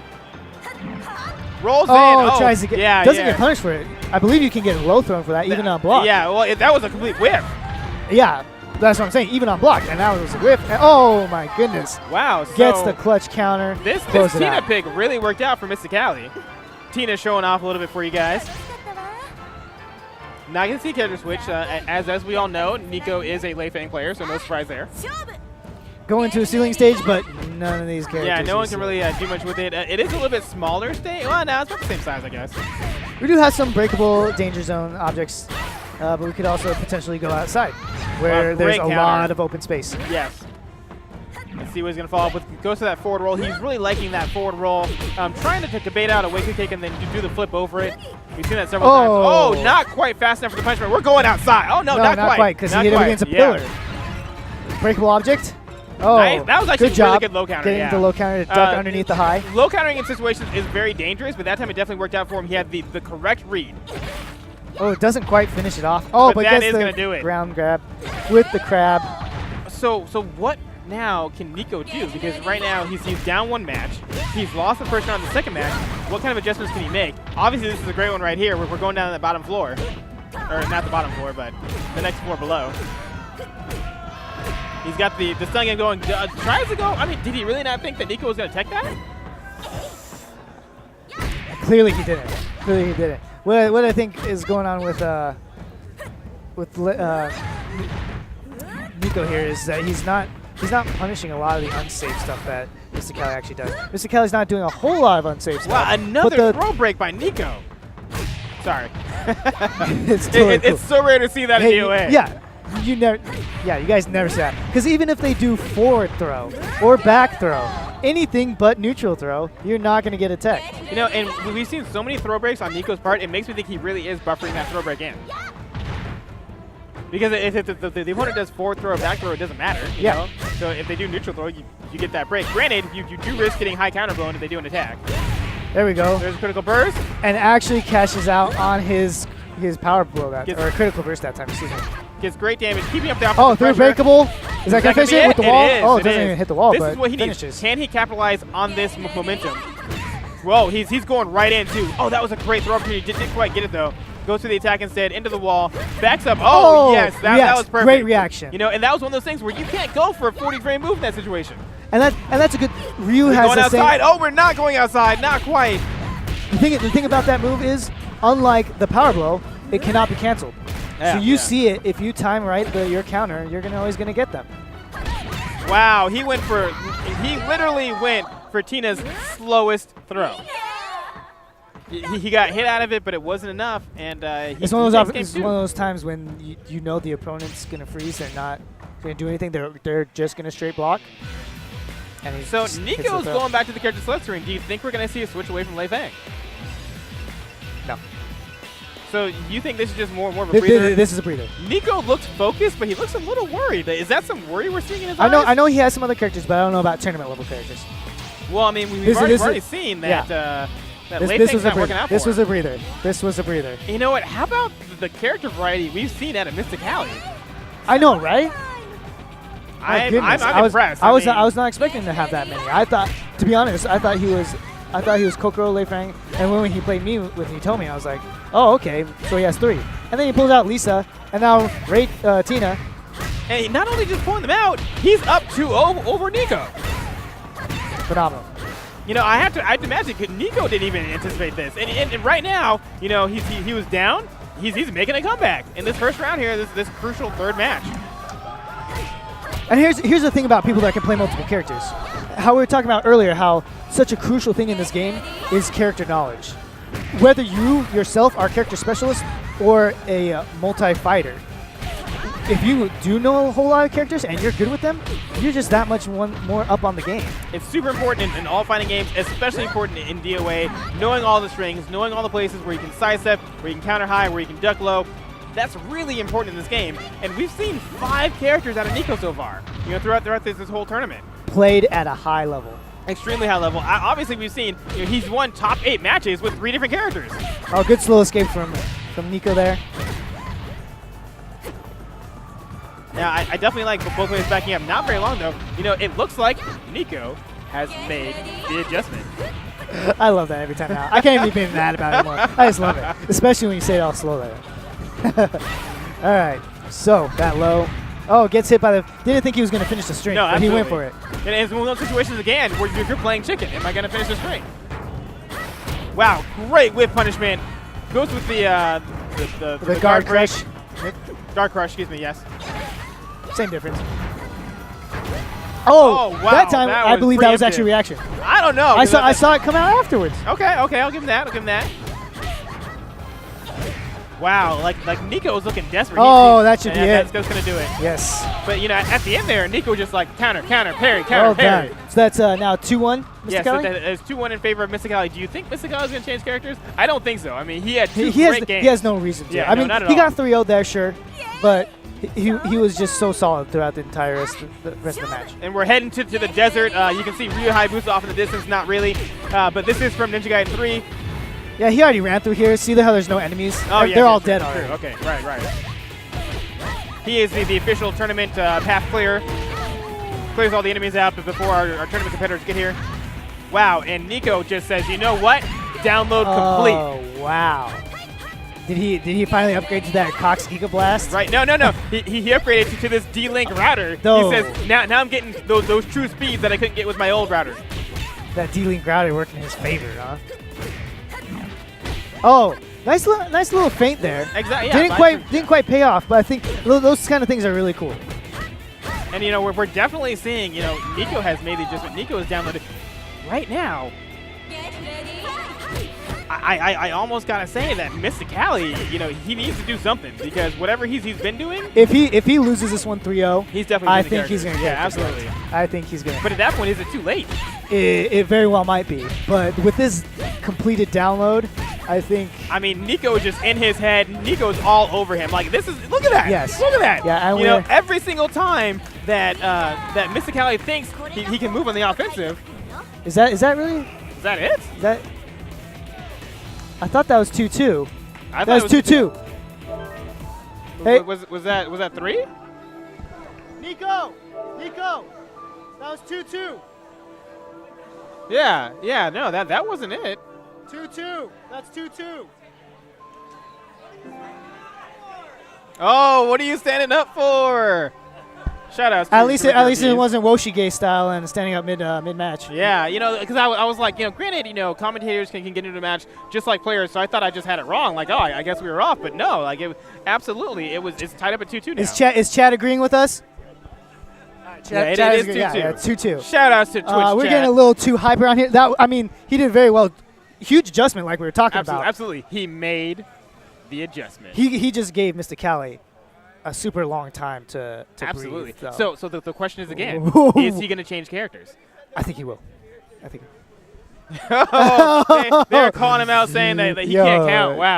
Wow. I'm not going to put him on blast like that because, you know, hype things happen. But you know what? This is a high tension situation. Once again, this is for a guaranteed spot in the Battle Royale Finals, a paid, all-expenses paid trip to Northeastern Championships in Philadelphia in mid-December to play the best of the best DOALR players from around the world. You know, he was super excited. He thought he had won. He thought he was moving on one step closer to that grand prize. Well, when you have 2 matches that go that fast, he 3-0'd. Boom, boom. Like, I don't know, maybe just like, yeah, I had one earlier too. Exactly. You know what? He was like, download complete. Let's move on to the next match. So, okay. So here we go. Are we going to see it? And once again, you know, he's moving around to multiple characters. You know, Mr. Cali's thinking. You know, you definitely see that is his thought based on going to Lisa. He said, you know what? Lisa worked against the Apprentice. We're going to close it out with Lisa here. All right. So I don't like the outfit choice. You know, I really feel outfit has a lot to do with how well you play with the character. You think so? Oh, yeah, absolutely. You know, if you're showing too much skin, you're distracted.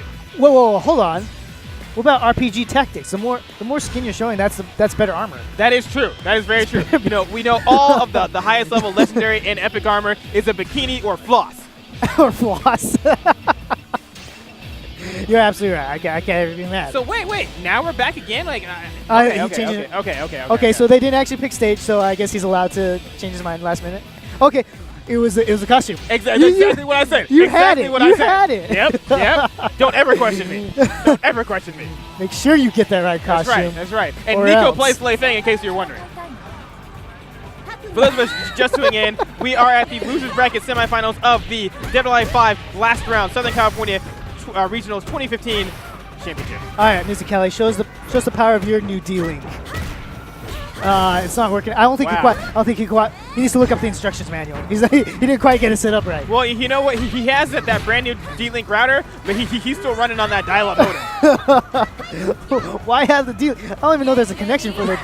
Hey, that's the problem. I'm looking at the back of this. He's like, I don't know. Where do I plug in the Ethernet cable?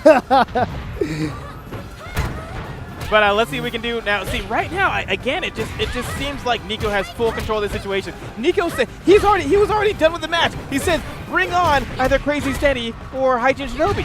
He doesn't care. He was done with Mr. Cali. You know what? His character switch is not doing it for him. Nico is definitely in his head. It's there. I mean, he still has a chance. Wow. I'm not going to count Mr. Cali out. You know, this is one time. Good whip punishment. That's amazing. Exactly what I've been saying. Oh, drops the combo though. Keeps the offensive pressure going. Goes with the crush move. Oh, that amazing. was fantastic. That was great. That's exactly what he needs. Can he keep this momentum going into the next round? Not just what he needs in terms of winning the round, but the great, I think, is huge morale. Absolutely. You know, right now, he has to win every round from here on out, or he is out of the tournament. His hopes and dreams of going to NEC, his hopes and dreams of winning the Battle Royale 2015 series are right here, right now. And I believe it's also, is it $500 or $1,000 pot bonus? It's money. Money. I believe there's pot bonus from Team Ninja. There is a Team Ninja pot bonus. There absolutely is a Team Ninja pot bonus on this this tournament. You know, there's a lot on the line here, and he is fighting for it. He is fighting. He's going to stay in his series. I don't like that. Oh. I don't like that at all. Is that it? Is that it? The mistake that he did. Oh, that's it. Because of the wall. That's Well exactly what done, happened. You Nico. saw it right there. We've talked about it all top 8 long. You cannot do that. You have to react to those counters. You cannot just toss out a counter. And right there, it was enough to kill him. Props to Mr. Cali. He got 3-0 twice in a row. Absolutely. He got an extended breather because Nico gave it to him, and well, didn't quite cash it out. I've said it time and time again, especially in a wake-up kick situation. You cannot just toss out a counter. You know, counters are instant in this game for a reason. 0 frames. Do it on reaction, Zero especially in frame that situation where your tournament life is on the line. Don't leave it up to a guess of a counter. All right, guys, we are moving on to the winners bracket finals. This is a match you guys have been waiting for all stream long, all top 8 long. We've got Haji and Shinobi versus Crazy Steady, the rematch from SCR 2014. Let us know in the chat, guys. Who do you think? Who do you think is actually going to take? I mean, I know this is not grand finals, it's winners finals, and whoever comes back after grand losers finals, it's going to be a long road forward. So as far as winners finals, this is crucial. Who's going to take it? You know, both of them look very relaxed right now. Yeah, they were sitting there in the crowd, super. Exactly. You know, now is this going to factor in? They've had a lot of time off. You know, they each came in, played one match about an hour ago, and they've been sitting ever since. Yeah, they're cold. Is that going to factor into this first match here? I don't think so. These guys are super high-level players. Okay. These are guys that are like the top of the top in the community, right?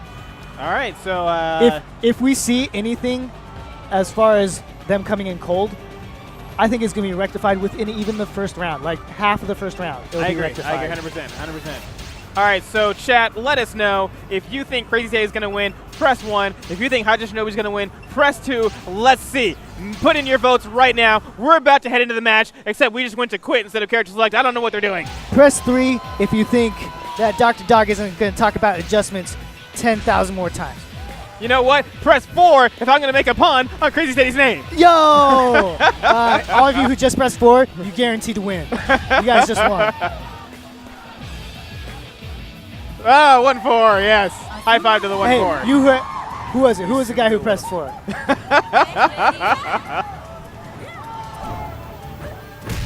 Yes, shouts to SJ Haikuto. I don't know. That's what I heard. You won. Yes. I'm sorry for butchering your name if we did. Yes. You won. We actually can't see chat, but we're just guessing your name because I'm psychic like that. Psycho. So it looks like we are in an extended button check.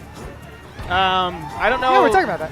You know, maybe this is them trying to warm up, given the fact that they have been sitting for so long. Finally going back to the character select. Now, who are these people gonna pick? Are we gonna see? We're seeing Rachel. Characters. Rachel from Crazy Steady. Rachel is who was playing at the end of yesterday. Okay. Okay. So we've got Rachel from Crazy Steady. Now, Crazy Steady does have a wide assortment of characters that he uses. He's very proficient with most of the Virtua Fighter characters. Obviously, plays Rachel. You know, he is a well-rounded fighter. You know, he can play a lot of different characters. It looks like Haji Shinobi is going to at least start off with Hayate. Also has a bevy character. I think he's debating. He's either coming up with a game plan or debating. Because he goes with Hayate. We'll see now. You know, there is a lot of thought going into this because not only is this the winner's final match, but whoever loses here may come back and face the person again in grand finals. So yeah, you have to think: do I want to play all my cards now? You know, do I want to show all my characters? So there's a lot of thought that goes into this. Yet at the same time, do you want to be the one to lose and have to come back? You want to have that nice cushion. And you know what? Haji Shinobi's off to a fantastic start, working that 2P with Hayate, just like we saw him doing in his winner's bracket match earlier. But you know what? Now Crazy Steady's like, hey, I've got some pressure game too. Oh, good with the little free step there to kind of shake up Haji, and it works out. And power blow, critical burst, power blow into the ledge, and even gets the ledge hit. Wow. How much damage is that? That was an amazing series. And then goes right in for the frame advantage throw. Trying to close out the round. Can't quite do it. Is this what Haji Shinobi needs? Oh my goodness. Gets the high counter Raja. Can he finish it? To the wall? No, not enough. To the wall. Not quite enough. Next hit's going to win. And it's Haji Shinobi with such an odd hit. Composure. Why would you go for that high? The composure. Oh, that's to crazy. Let himself not go and get frustrated after that. Absolutely. You know, and this is why these two players are in the winners bracket finals right now. Neither of these players has lost a set this entire tournament. That's what brings them here. Lovely punch into throw. Going back to the DOA 2 strategies. Tick throws. Next best thing after run throw, in my opinion. And wow, you know, Haji Shinobi, you know, he lost last year, and he's coming out here with a vengeance. He knows exactly what's going on. He is not letting Crazy Steady breathe. He's not playing around. He's not going to play games and, you know, give any room. But here comes Crazy Steady. Drops his combo. Is this Crazy Steady? Is this nerves? Is this just not being warmed up? It might be what you're talking about with not warmed up. And was not rectified as fast. But you know what? Crazy Steady said, don't count me out yet. He's like, I'm not done. I'm not done. I'm warming up, people. He's like, all you people that pressed 1 or 2, whichever one it was, yeah, you guys are wrong. Oh, good counter. Good counter. And right now, it is all Crazy Steady. Haji Shinobi needs to do something here. Don't do a wake-up kick. He does a special wake-up instead. Crazy Steady doesn't block it. But that's a weird that wake-up kick is so tricky because it almost looks like it's going to be a low, and then he comes around with that little flip for the mid. Forces the wake-up option. Goes for the frame advantage throw. Oh, but just lets him be. I don't know if I like that situation. You know, he went there for that little fuzzy guard, it looked like. Yeah. Tried to punish something, but it didn't work out. We are all tied up right now. Oh, you know, fuzzies that. The winner of this first match, that's a huge advantage. Yeah. I mean, no one wants to come from the loser side and have to reset and win 6 games. This could be it. He doesn't go for frame advantage. Oh, he was bumping those fuzzies so hard. That's going to do it. Crazy Steady, you know, after going down 2 rounds, took it back for the reverse broom. Now, is Haji Shinobi going to change characters? If you're going to do it, I think after the first match is the time to do it. No, he's coming up with a plan. He's coming up with the game plan. Okay, he's thinking, okay. He said, no, run it back. He's like, let's do this. No, he went to character select. Okay. All right. Never mind. I can't see. He was pointing down. Yeah, pointing down to it. I thought he was saying, like, you going down. You know, talking that trash. All right, you see Nico in the background there. He's just waiting. Nico's going to be playing the loser of this match in loser bracket finals. Haji Shinobi and Crazy Steady on the right side of your screen, not Dragon Ninja Dark Dog. I just have a lot of different looks today. Okay, switches up to Ayane. That's an interesting switch. Well, that's his original main. Yep. That's Haji Shinobi for you. Know what? Goes to the original outfit. He's repping that chain, that pixel art. And you know what? So far, it's working out for him. The adjustment's been made. You know, look at that. Just running jab, just as if he knew. Crazy Steady's on the warpath. Nice throw, though. He really needed to break up that pressure, get it immediately. Wow, Crazy Steady says, her mobility is just nuts, though. You know, but what we're seeing, you know, okay, so it looks like Crazy Steady's going to take this first round. Maybe not. Okay. So Crazy, no. Haji Shinobi goes in. Haji Shinobi takes it. Very well done. One thing I liked about that round is many of the other rounds were very one-sided. You know, it seemed like the momentum was in one player's favor or the other. That last round was very even. Exactly. Yes. Now Haji Shinobi putting on the pressure. Crazy Steady says no. Again, a lot of back and forth here. Is this one of those occasions where because Crazy Steady's costume changed, he's having a little issue? Possibly. That could very well be it. Or it might be Ayane's costume that's too OP. I mean, this is the original Ayane costume. Pulling out my Ninja Gaiden knowledge again. Ninja Gaiden 3, that costume costs the most points out of anything. Right. So clearly it gives him +5 frames on all attacks. That was a joke, guys. That's not real tech. Don't take that back to the forums. You know what? I'm really liking this change that Haji Shinobi has made, where we're seeing he's up 2 rounds to none, and he's about to close out the second game. That's the thing about Ayane. She has so many opportunities, many options going to launch into nice Are we going to see a damage. character select? You know, is Crazy, because Crazy Steady, we talked about it earlier, he has a bevy of characters under his belt. Is he going to switch? Bevy of characters is an understatement. Yes. Steady. You know, and he's hovering around those Rich Predator characters. No, going Marie Rose. Marie Rose. All right. Is this a deception costume as well? Now, you know, we see Haji Shinobi on his phone. No, is he looking at notes? Is he possibly looking at notes? Is he possibly changing whatever music he's playing? Does he need that hype beat? You know, clearly listening to. Now, what do you think? You think it's the beat's got to be in his head? Now, is it Britney Spears? Is it some CeeLo Green? Is it some Christina Aguilera? Because you know we all know he likes that '90s pop. Wow, dead silence. Wow, guys. I'm sorry, I can't. I was trying to come up with all the options in my head. It's the same thing as when I was talking about just going at it. Just the troll tactics. I was trying to leave it up to the chat, you know? Okay, maybe that for them to come up with their own answers. I'm not going to... Well, you know, right now, it looks like this character change isn't quite having the effect that Crazy Steady wanted it to. You know, as Haji Shinobi takes that first round, and Haji Shinobi, he is now taking... Yeah, I think... Is this 4 rounds in a row? I haven't seen any of the little flips, you know, to like get the little almost parry, I guess. Right. She has. Yeah. We haven't seen the Sonic Fox flips. Let's call it. Yes. Okay. Yeah. Absolutely. Which I think would hit Ayani a good number of times when she's doing her spins and she comes in with the strike.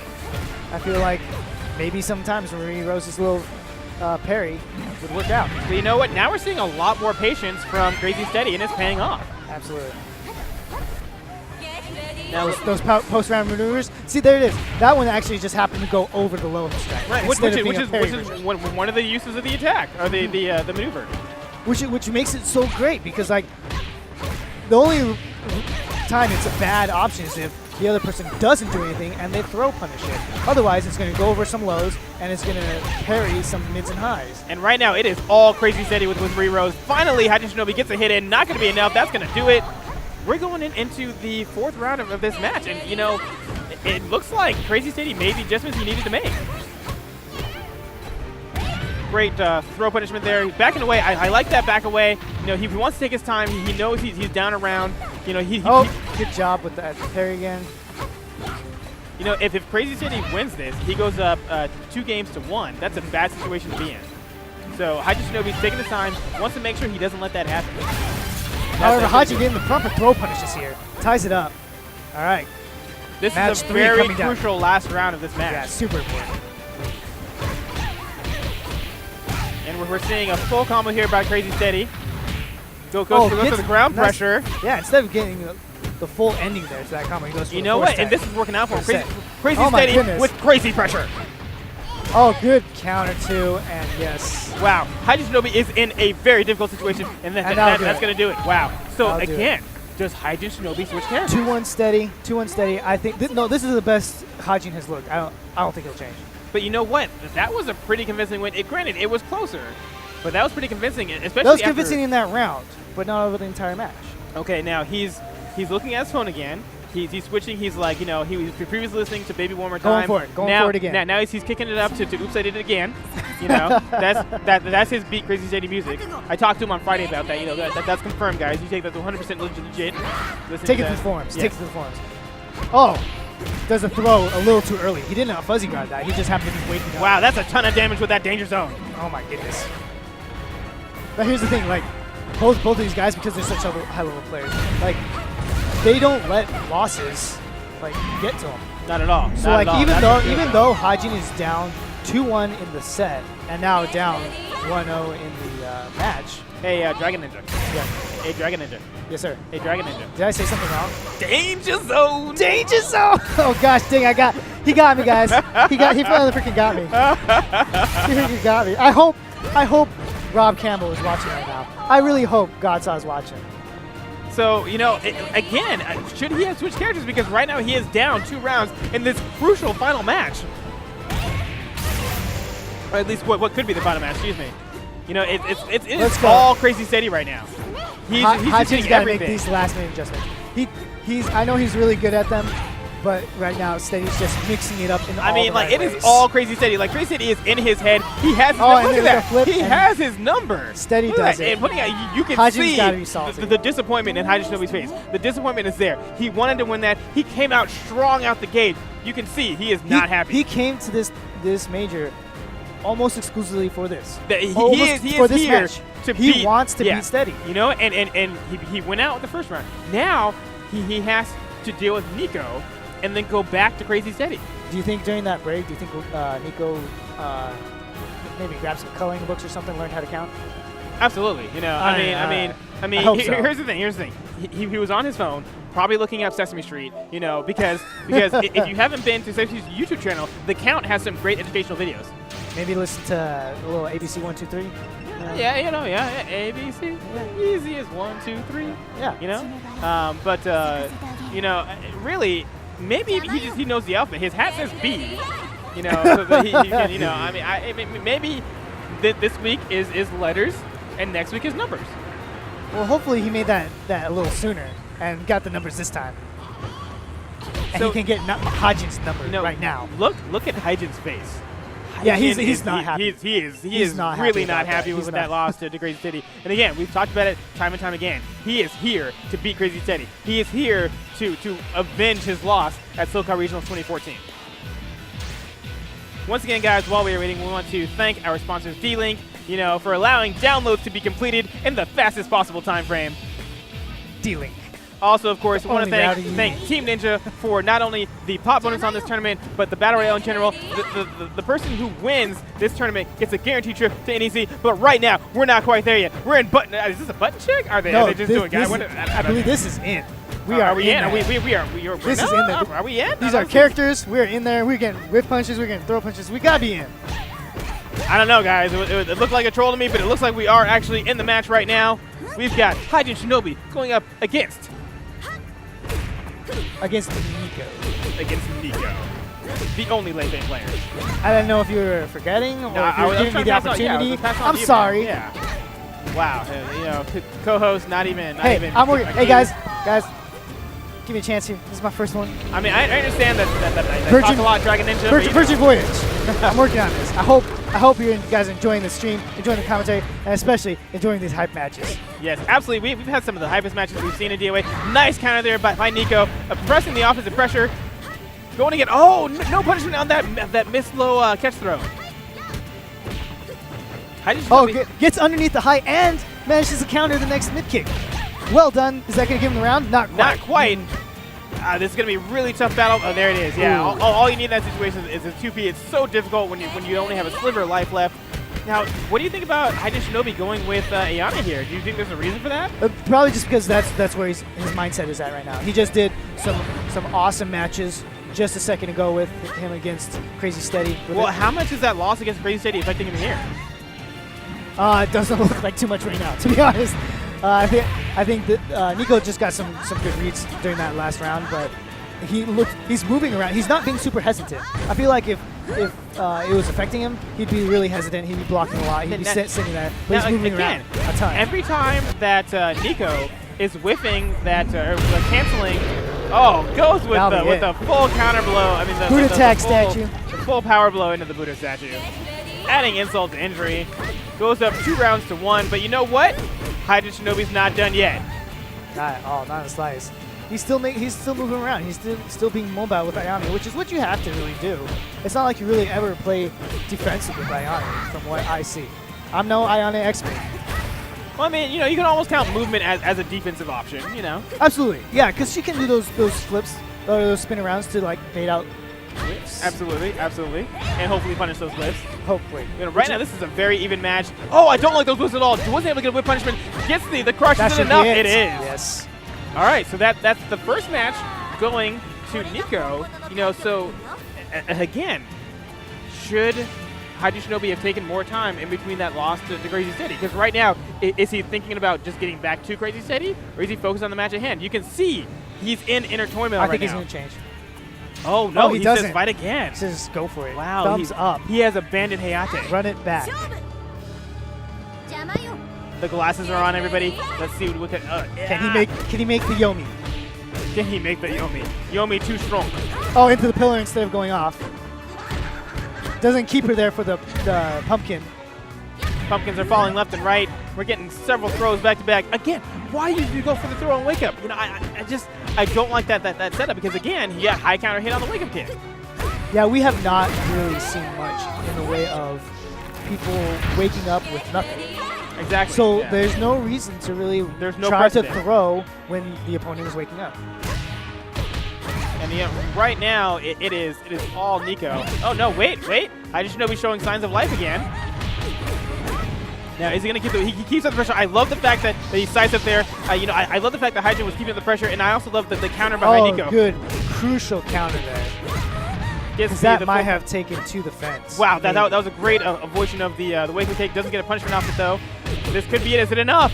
Oh, that'd be it. With the wall. With the wall, yes, absolutely. Haji Shinobi is running away with this. He's up 2 rounds to none in the second match here. Into the wall. Good damage. He's going to jump over. He does not.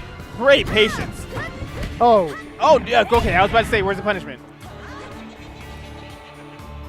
Both players really finished that. Now, Oh, again, man, that he's is really- negative 20, and we're not seeing. Again, players don't punish that. You can't just do that. You're at severe disadvantage. Nobody ever tries to punish that, but it doesn't seem to matter. New school players. Haji Shinobi on the verge of a great. Can he get the great? Oh, with the Great fuzzy guard he does underneath get that the great. throw. Now that was a statement match. That was a statement win. Might not even have been in range for the throw. It's possible because it was pretty far. Yeah, that is true. That is But true. it's even Wow, so. Even wow, if he hold was on, in range. Hold on. He went right back into the match. Yeah, he doesn't want to take it breathing. He doesn't wanna think. That was a statement win. And he said, I don't want to think about it. I want to just get back in here. So we're 1-1 right now. Yeah, Nico we're and on Haji. the infinite DOA stage once again. Oh my goodness. He just stands there. He just stands there after the transition. Wow, great block into the punish. Keeps up. Oh, with the sit down. That not going to kill, but it's going to very wow, great. This is all Haji Shinobi right now. We have not seen the adjustment that Nico needs to make. And now he's super hesitant. He doesn't know. Absolutely. You know what? That is not what you want to see in this situation. He jumped back too fast into another match. Yeah, that is absolutely not not take what you want time to to see. get And it that's right. what you do. You know, after such an emphatic loss, take some time. You know, Get a new game plan. Exactly. Get a new game Because plan. we're seeing what happens when you don't. But right now, Nico's saying, what, guys? No, I'm still in this. Commentators Great, don't know what they're great talking duck. about. Into the high counter throw. You know, again, like everything that Nico is doing, Haji Shinobi has an answer for. Oh, she said, please get over here, but you didn't. Oh, do the oh, breakable, that's that'll do enough. it. That'll do it with the breakable, yes. This is, you know, you do not want to see back-to-back 3-0 matches. That's not what you want to see, Oh, and definitely especially not, if you're definitely Nico right now. You've worked so hard, gotten so far, and he's just getting pummeled by Haji Shinobi right now. Look at that fuzzy garden, just left and right, just like do something. Oh, run up throw again. The freaking off the cliff, here we go. And you know, massive damage, doesn't get a kill. Usually in that situation, we see that crush attack from Nico. We didn't see it there. True. Instead, he opted to go for a run-up throw, and it Wow. worked because it gave him nice damage. Wonder what he's going to do. it's- Oh, oh, great. Wow, that was a phenomenal low block into the guaranteed throw punishment. And Now so again, here we are at 2-1. 2-1, Haji Shinobi, both matches 3-0. Are we going to see the character change? Is he just taking a breather? Does he want to kind of collect himself? Or are we going to see an actual switch? What does Nico have? Apparently phase Phase? 4. It's true. When I played him in casuals. Over the casuals, he played Lei Feng, phase 4, and Oh, wait, no. Hitomi. He said, I'm sticking to my guns. He says, you know, Lei Feng has got me this far. If I'm going to lose this tournament, if I'm going to take 3rd place, then I'm going to do it with my main. I respect that, though. Absolutely. I'm a character specialist, so I always have just one character. So I respect people that can play just one character and still manage to fight against the entire cast, because naturally you're going to have bad matchups in certain places. Absolutely. So if you when people can overcome bad matchups, not that this case right here is necessarily a bad matchup. You know what? We got wall. I was about We to got say, you know, ceilings. and boy. Lei Feng has a lot of mid kicks. You know what? You know, I think Nico understands the situation he's in, and so he starts off with a bunch of throws. Wow, but I love this Shinobi outfit of hers. I wish she had her Ninja Gaiden 3-1 though. That Ninja Gaiden 3-1 is too strong. There's only so much just DLC. just man. after the of course the original purple. Right, of course. You know, right now it's Through the still wall and that looks shit. like- Oh no, Yeah. he was too far away to get the guaranteed hit. So good on him for having a little patience and waiting, seeing if the counter would come out. So, you know, right now I'm not seeing much of a change in the last 2 games. Guaranteed through the breakable object. Gets a little bit of damage, but not as much as he could have. No, absolutely. There's definitely some damage left on the table there. And again, you know, it almost feels as though Haji Shinobi, you know, he used that D-Link router and just downloaded Nico. Got it. Even now, wow, doesn't quite get the critical burst. He was already set on that mid-kick launcher. Yeah, Even absolutely. without the critical burst, he was just hitting it. Again, you know, we're in a situation. Nico cannot lose another round. Literally, yeah, he cannot. Oh, No. we're going outside, so the ceiling and walls are gone. Yeah, this well, is not walls. Walls are still there. Some breakable objects, but A lot more open space for sure. This is definitely a benefit for Nico, but apparently it doesn't seem to be working to his advantage as he is really down right now. He needs to make something happen. He needs to make it happen right now. Oh. Is this going to be enough? Not quite enough. He's going to keep the pressure up. Oh, gets the hike, and that's it. That's going to be it, yeah. Well done, Haji Shinobi. He's going to get his run back. Going to have to do a long trek, though. Has to get 3 and then another 3 before Steady gets his. So, again, we have to mention the fact that what adjustments? I just oh, okay. I was trying to make the read. I was trying to make the Yomi here. Again, DOA player making a false read. Counter. Whoa! Come on now. All right. So what's the question? I'm sorry. Go ahead. You know, last year, okay, Crazy Steady defeated Haji Shinobi at SoCal Regionals 2014. Yes. This year, Haji Shinobi has a mission. He is here to put Crazy Steady in his place, to put the Crazy in the Insane Asylum. Which hasn't happened yet. He faces off against him in the winners bracket finals. Starts off strong. Crazy Steady says no, runs him over, forces him into a tough loser bracket match against Nico. He won that match. He managed to conquer it, yeah. This is his last chance. Okay, on the line, his pride from losing last year. Okay, $1,000 or $500 to $1,000 from Team Ninja Pop bonus. A trip, all expenses paid, to NEC for the Battle Royale Finals. The chance to fight against 2 Japanese players and a European player and the best US has to offer. That's a lot. That's a lot to gamble.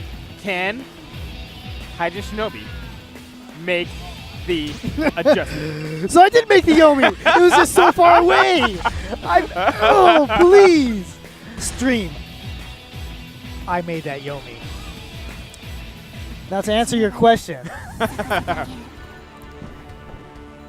I feel like he can, but now I think even though he's super composed, I feel like Steady did get in his head. He doesn't show it. Hajin does not show it. He shows no emotion. Yeah, he is. He's a machine. Is he a D-Link router? He's not that kind of machine. Okay, all right, okay. He's not quite a Terminator either. Okay. But he might need to get in possession of this D-Link router. Well, now, what we're seeing here, we see Crazy Steady has opted to go with Marie Rose, basically picking up where he left off. Yeah, why not? I mean, he won with him against Hajin. He won with her against Hajin's best character. And, you know, we're seeing just more of the same. Is this a situation, you know, down a set, Hajin has to win 2 sets to make it out of this. Crazy Steady only has to win 1 set, but he went with the same exact matchup that he lost with in the winners bracket final. Yeah, here's the thing. With the speed disparity and the move set that Hayate has, against Marie Rose, I don't think Haji Shinobi will go to Hayate. Because, Haji loves to use that 2P with Hayate to put himself at advantage. Well, if Marie Rose just uses her little parry flip, you know, right now, he is down 2 rounds in this first match. And this is a very important first match. You know, you do not want to go down 0-1, you know, when you need 6 match wins. Oh, good free step. Okay, Haji Shinobi bringing it back. Definitely showing some signs of life here. Good block. Nice counter. Go to the launcher for the guaranteed end. Good job. Now, this is what we want to see out of Haji Shinobi. You know, is that download starting? It could be the beginning. I love this Poké game. This is exactly what I want to see. I love this. You know, punch, throw, punch, punch, punch, throw, punch, yeah, make them scared to counter, but also like be ready to go ahead and throw anyway when they just sit there. Exactly. And you know, even when we see Crazy Steady trying to fight back, Hyjin has the answer. And that is download. That is download. You know what though? I mean, I'm not counting Steady out. He might go crazy. Exactly. You know, he is absolutely not steady right now. He's going crazy. He's going in with Marie Rose. He's keeping the offensive pressure up. He's not backing down. He doesn't care about your wake-up kick. That actually worked. Great counter. He needed that counter. Gonna go for the launch. No, doesn't go for the launch. Instead tries to get a little bit more damage. Back away, being cautious. Crazy Steady's going in. This could be it. Crazy Steady trying to finish off this match. Not quite. If it was straight on the wall, that would have killed. But because it was angled, not quite. Great punishment on that low counter. Again, that's Excellent exactly what we were talking job, about. Haji. Crazy said he knew the next move in that string was a low. He didn't wait to see it. He just did a preemptive counter, and Haji and Shinobi made him punish. I'm too hyped. Where are we at? Was that 1-0 or is that 1-1? That's 1-1. 1-1. Oh my goodness. 1-0. 1-0. 1-0. 1-1. 1-0. Okay, 1-0. Yeah, 1-0. 1-0. Man, I don't know. Nico rubbed off on me. I couldn't count him. Yeah, Things right, happen. exactly. But you know what? Crazy Steady. Oh my goodness, the no launches. Oh no, the danger zone. Oh no. Crazy Steady. This danger zone took just hurts no my time soul. between matches at all. Came right out of the gate with a great in the danger zone. Oh gosh, this stage hurts my soul. Just watching the combo extensions and damage buff. Yes, there is so much damage in this stage. Nice fuzzy guard. Again, Haji Shinobi trying to get his offense going, but you know, the adjustments have been made. That was a good call. He had the stun, and instead of going to continue combo, he opted to do a flip over to put her against the wall. Absolutely, and that's exactly what we're talking about. Yeah, it's opposite of what everyone else has been having a problem with, of putting themselves against the wall. He put the other person against the wall. Exactly. It's what we've been talking about all top 8 long. The environment is so important. You have to know when and where to switch positions with your opponent. Even if it means you're not going to get guaranteed into your combo. Exactly. And you know what? Set play is so real. You know, Crazy Steady started off really strong in the first round of this match, and since then it's been all Haji Shinobi. That D-Link. Right? the download is complete. Wait. Crazy Steady says, nah. I'm going in. DDoS, man. DDoS, yo. DDoS. We're going to stop that download in its tracks. High counter throw, not quite going to be enough. Can he finish it? He does. I'm sorry, we got to reset your internet for a second, guys. That's right. Call your local internet service provider because your download has been interrupted. Ooh, and we get the combo extension. Now, what is this going to do? Oh, well done. He got the sit down stun because of that low wake up kick, but he went with the throw because he slow escaped out of it. And both players are a little bit more cautious now. We're not seeing quite the offensive pressure we saw just a moment ago. That's such an interesting tactic. Is that enough? Not quite enough. When it's kind of like you're the one that's on the offensive because you're the one that's moving, but you do a little wave cancel and block, wave cancel block. That's such a crazy thing. Now, tied up at 1-1. We are 1-1. Haji Shinobi says run it back. Haji Shinobi is confident. Even though it seemed like he had the last match in his hand, and Crazy Steady said, no, I'm crazy. These guys are just on the run. They're on the run. They don't want to stop. They both know the combos and the things that they want to do. They just don't want to stop. We saw it after the first match, now after the second match. Wow. Again, all Crazy Steady. Another great. We've seen so many greats from Crazy Steady this tournament. Ooh, gets the flip parry. Flip parry 2 guy. I remember the first time I fought Marie Rose online, and I used mid punches all day, too much, in fact. And I was just getting wrecked by that parry. Oh, good run up throw. Oh, the patience, Nobody wanted to make that first move. That was a decent delay, interesting delay. Oh, gets out of there, wants to get out. Oh, good job. That was crucial because her back was against the wall. Absolutely. Oh, that was a big counter. Mid kick to seal the D. That was a huge counter, though. Absolutely. Nice poking here. See, this is great neutral game right now. You know, that was a good wait because that was a slow escape. That was not a counter. Absolutely. And Crazy Steady trying to come back again, but you know, Haji Shinobi, it looks like he's in full control this round. You know, he's taking his time, trying to apply that pressure, waits for the wake-up kick. I love that. Oh, tries to dash up and bait something out. You know, Haji Shinobi, he's trying to make a statement. You know. I'm here to play. I'm going to win. Steady, even though I'm in losers, I'm going to reset this and get my revenge. And you know, right now we're tied up at 1-1. This is a big game for Haji Shinobi to win. Equally so, it's a big game for Crazy Steady to lose because it puts him at a disadvantage in this first set. Oh, blocks the overhead. Well, not overhead, but wow, counters left and right being missed. Finally, the high counter throw. He's going to maintain the offensive pressure. Oh, it's working out for him. Counter hit. Oh, wow, a little bit too late. Well, I don't believe that launcher would be guaranteed. Okay. I do not believe so. Correct me if I'm wrong, stream. I do not believe so. but it's like he was trying to bait out a high counter of sorts. Character select is coming. Crazy Sadie said, I've had enough playing around. It's time to close this out. Who's he going to go to? Oh, Helena. Crazy Sadie does have a Helena. Who doesn't have Helena? Come on. That is true. That is true. Seems like everybody has a pocket Helena, but I have heard that Crazy Sadie has been grinding hard with Helena, and his Helena is very good from what I've heard. But Haji got his much-needed advantage 2-1. Yes, so, right now Haji has some breathing room. You know, and we saw against Nico how well Haji did on the stage. Is the stage going to work well for him again? On the verge of going off. He does go off. Helena flying down with him. Wow. Tries to, once again, that was where, both moves hit on the active frames. And you know what? That was a pretty convincing win. Was it the right adjustment? It seems so far. You know what? You can tell because Crazy Sadie he feels so fluid with Helena. He's just going back and forth from all of her various stances. Going in. That was. But you know what? Right there, that 2P showed that, or excuse me, 1P showed that Haji Shinobi knows the Helena matchup. Which at this point in time in the game flies cycle, he should. We're going on. Nice whip punish. Yeah, Helena. Has she really changed a whole lot since Vanilla 5? I mean, not a lot. Little changes here and there, but nothing super significant. Yeah, every time I've seen the patch updates, the notes, her list isn't that long, and it's nothing too crazy. But Steady making her crazy? Oh, more damage. The damage doesn't end. Oh, drops his combo, though. And you know what? Right now, Haji Shinobi has an uphill battle. That's going to do it for this round. Yes. Gets the launch with a million hits. Her launch is, oh my goodness. Yeah, this is not looking good for Haji Shinobi right now. Starts off with the KK.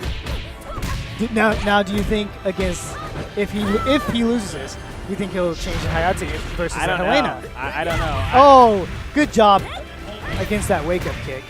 Oh, this is looking all Crazy Steady right now. Helena just has so many options. She's so hard to read. Takes out the great. Yet another great. Rolls over Haji with that one. Okay. Hayate or no Hayate? Again, I pose the question. Hayate or no? Can he make the adjustment? I think Ayane is a better matchup against Helena than Hayate is.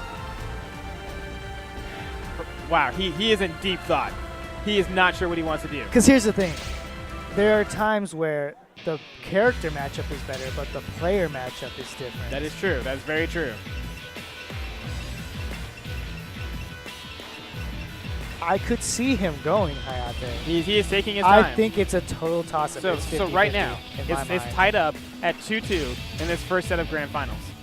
The winner of this next set, if Crazy Sadie wins, it's over. He's going to NEC. He gets that guaranteed pop bonus. He's fighting the Japanese. He gets all kinds of loot. Let's be real. Exactly. All kinds of loot. If Haji Shinobi wins, the bracket is reset. The concentration on Steady's face, though. Looking down, he's like, I need this. But Haji Shinobi at the same time. Hyjin is in deep thought. Once again, his sole purpose for being here is to make amends for losing to Crazy Sadie last year. So much on the line. So much pressure. I'm feeling intensity. I'm just sitting over here. I'm feeling intensity. My goodness. All right, guys. We are going in. Someone grab me a Snickers. I'm not feeling myself. It's going to be Ayane Helena. All right. Let's roll with it. You know what? We're on DOA tech. Does this give Helena +5 frame advantage on all of her attacks? Does she have a lot of grounded, pound stuff? I don't know. She can. Because she has the option. She needs with that DOA tech elevator, man, the danger zone floor. But right now it is Haji Shinobi. I feel like it plays Ayane because she has a lot of moves that just throw her opponents down. Right now it is all Haji Shinobi, but no. Crazy Steady once again says, don't count him out yet. Again, try to go for that counter. You can't do that. You got to do it on reaction. That is a frame advantage move on hit. Crazy Steady just... Oh, good job not doing a counter or anything, or even slow escaping, because then he would have gotten thrown. Great patience. Not going to pay off for him, though. Yes. This is an intense match. We are tied up at 1 round apiece. Wow, great delay. We're going to see a little bit... No, he opposite. Oh, no punishment there. I believe that is safe. Well done. I think he was planning on going underneath an overhead instead of punishing a blocked low. Right now it is all Crazy Steady. Let's see if Haji Shinobi can make any kind of adjustments here. Nice sidestep. Not going to be enough. No, don't even do anything after that. Exactly. Just sidestep and block. this is it. If Haji Shinobi loses another round, he is out. Dr. That's Dog, the I tournament. think you were correct with that DOA tech giving her a little bit of advantage. That's what I'm seeing right now. Right now, Haji Shinobi is in a must-win situation. If he loses this round, he is it. The tournament is over. Bringing it back. See, that's what I'm talking about. That danger zone floor for Ayani is great. Is this stun going to be enough? Is this stun going to end it? Yes, is that going to be it? The combos, the tournament's over. Crazy Steady is your Southern Crazy California Steady 2015 champion. First set, 3-2. Well done. Congratulations. Super high level play, super tense play between both of them. You can see the disappointment on Haji's side. He hasn't even got up yet. You know, he was here. The sole purpose for being here was to beat Crazy Steady. And two years in a row, he was not able to do it. Yo, shout outs by the way to Extension. What's the custom cabs? Yes, the Extension Custom Cabinet is one of the proud sponsors of Level Up and Southern California Regionals 2015. Supplying these awesome little cabinets for the guys to play on. But you know what? So yeah, they also sell really cool chairs. Absolutely, absolutely. They got some cool gaming lounge type of apparel, not apparel, extra things to put in your room. Absolutely, and furniture. you know, clearly we know that Crazy Steady uses D-Link routers to download his opponents. But no, in all seriousness, guys, Crazy Steady is your SoCal Regional 2015 champion. He gets the pop bonus. He gets the guaranteed trip to NEC. That's a 1 with 3-0. Is it really? No, it's got to be. It's either 500 or 1,000. But nevertheless, he gets the guaranteed money. He's going to NEC. He's going to fight the Japanese. He's going to fight the best America has to offer. He is your SoCal Regional champion. All right, guys. I believe we are going to get an interview with Crazy Steady. Not just America, international. Well, guys, I'm Dragon Ninja. It's been a heck of a lot of fun. Lots of awesome matches. Hope you enjoyed it. We're going to get a interview with Crazy Steady and Dr. Dog here. So, peace. Tune in to us in Arizona once in a while. We'll be posting up on the competitive DOA page. Thank you, Dragon Ninja. And like you said, guys, we are going to have Crazy Steady in here for an interview, the winner of Southern California Regionals 2015. How you doing, Mr. Crazy? I'm good, and you? You know, I'm all right. I'm a little parched here. I'm a little parched. I've been commentating the entire top 8. Now, Haji Shinobi came into this tournament with a mission. He said, I'm here to get revenge on Crazy Steady. Yes. You know, I talked to you guys about it on Friday. You were like, no, I'm going to win. You know, just nonchalant, like, oh, I'm going to win. I mean, and, you know, it wasn't hostile at all. It wasn't hostile, but, you know, you were pretty confident. You said, hey, I'm going to win. Haji was equally confident. He trained for this very moment. You know, you came out, used 3 different characters between winners, finals, and grand finals, and you just shut him down. Yeah. How does it feel to win SCR against Hyjin 2 years in a row? It feels really good, though. Like, I'm really excited about it. Especially for the Battle Royale, too, so I get to go to the December tournament. So that'll be pretty good. Now, obviously, the Battle Royale is coming up. You know, the Battle Royale finals. You went through this entire tournament without losing a match set. When you go to the finals at NEC, you're going to see big names, right? You're going to see, you know, you can see Quiggles. You're going to see, you know, Excalibur Blades, 2 Japanese players, a European player. You know, we might see Master. We might see some of the old folks coming out of retirement. Are you nervous? No, I'm not nervous. I already know what to expect because I think everybody going to be there, so I'm just ready for good competition. Is that going to be the DOA tournament to be at? Yes, it will be, actually. Yep. Everybody will be there. Like, everybody will be there. What are your chances? Do you think you can win? Yeah, I'm pretty good. I've been pretty good through this whole year. Okay, all right. Now, throughout this tournament, like, we'll narrow it down. Just throughout the top 8, bringing it back to SCR, who was your hardest matchup? Because, you know, you change characters a lot. You know, do you have a main? Like, you know, did you feel comfortable with all your characters? Did anybody really push you to the edge? Well, my main is Sarah and Jackie. Which we didn't see at all on top 8. Yeah. I don't know. I don't like to pick my mains before. I like to pick my other characters first to see how it goes. So what you're saying is nobody pushed you to even using your main here? Almost. Hajin. He almost made me. I thought about it. I was like, nah. So if you had lost with Helena and you know, it had gone to the second set, would we have seen a Virtua Fighter character? Yeah, perhaps. Okay, all right. So Do you feel Hyjin, the Apprentice, Nico, do you feel any of them should go out to NEC as well? Yeah, of course.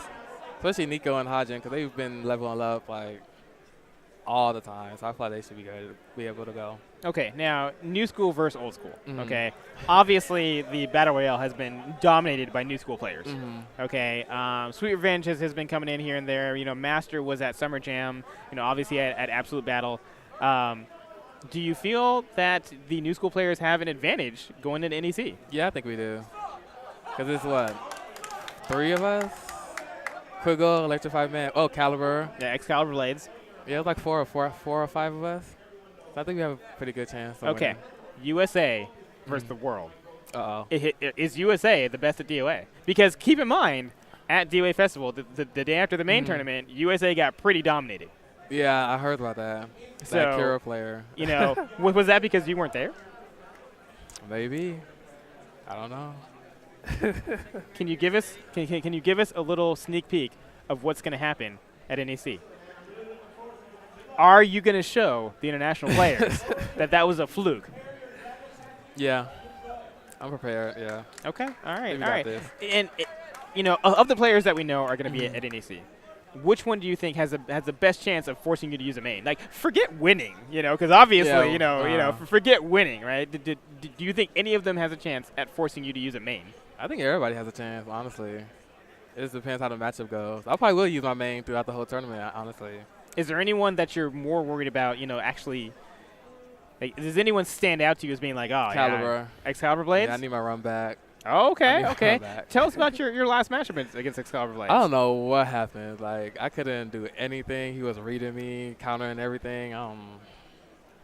So are you training specifically to beat Excalibur Blades? Is this a Haji Shinobi situation where, you know, he beat me last year, I'll come back? Yeah, kind of. But for me, I don't like training, so I just kind of play. Doesn't like training, doesn't use his don't. main, still wins tournaments. Yes. Is there anything that you'd like to say to your fans, Crazy City? I just like to thank you for everybody else rooting for me, support. Without them, I won't be here, basically. All right, well, we will see you at NEC in a month and a half here. Yep. All right, thank you, sir. No problem. All right, guys, next up, we are going to have the top 8 for King of Fighters 13, so hang around for all that, and thank you again. We'll be right back, guys.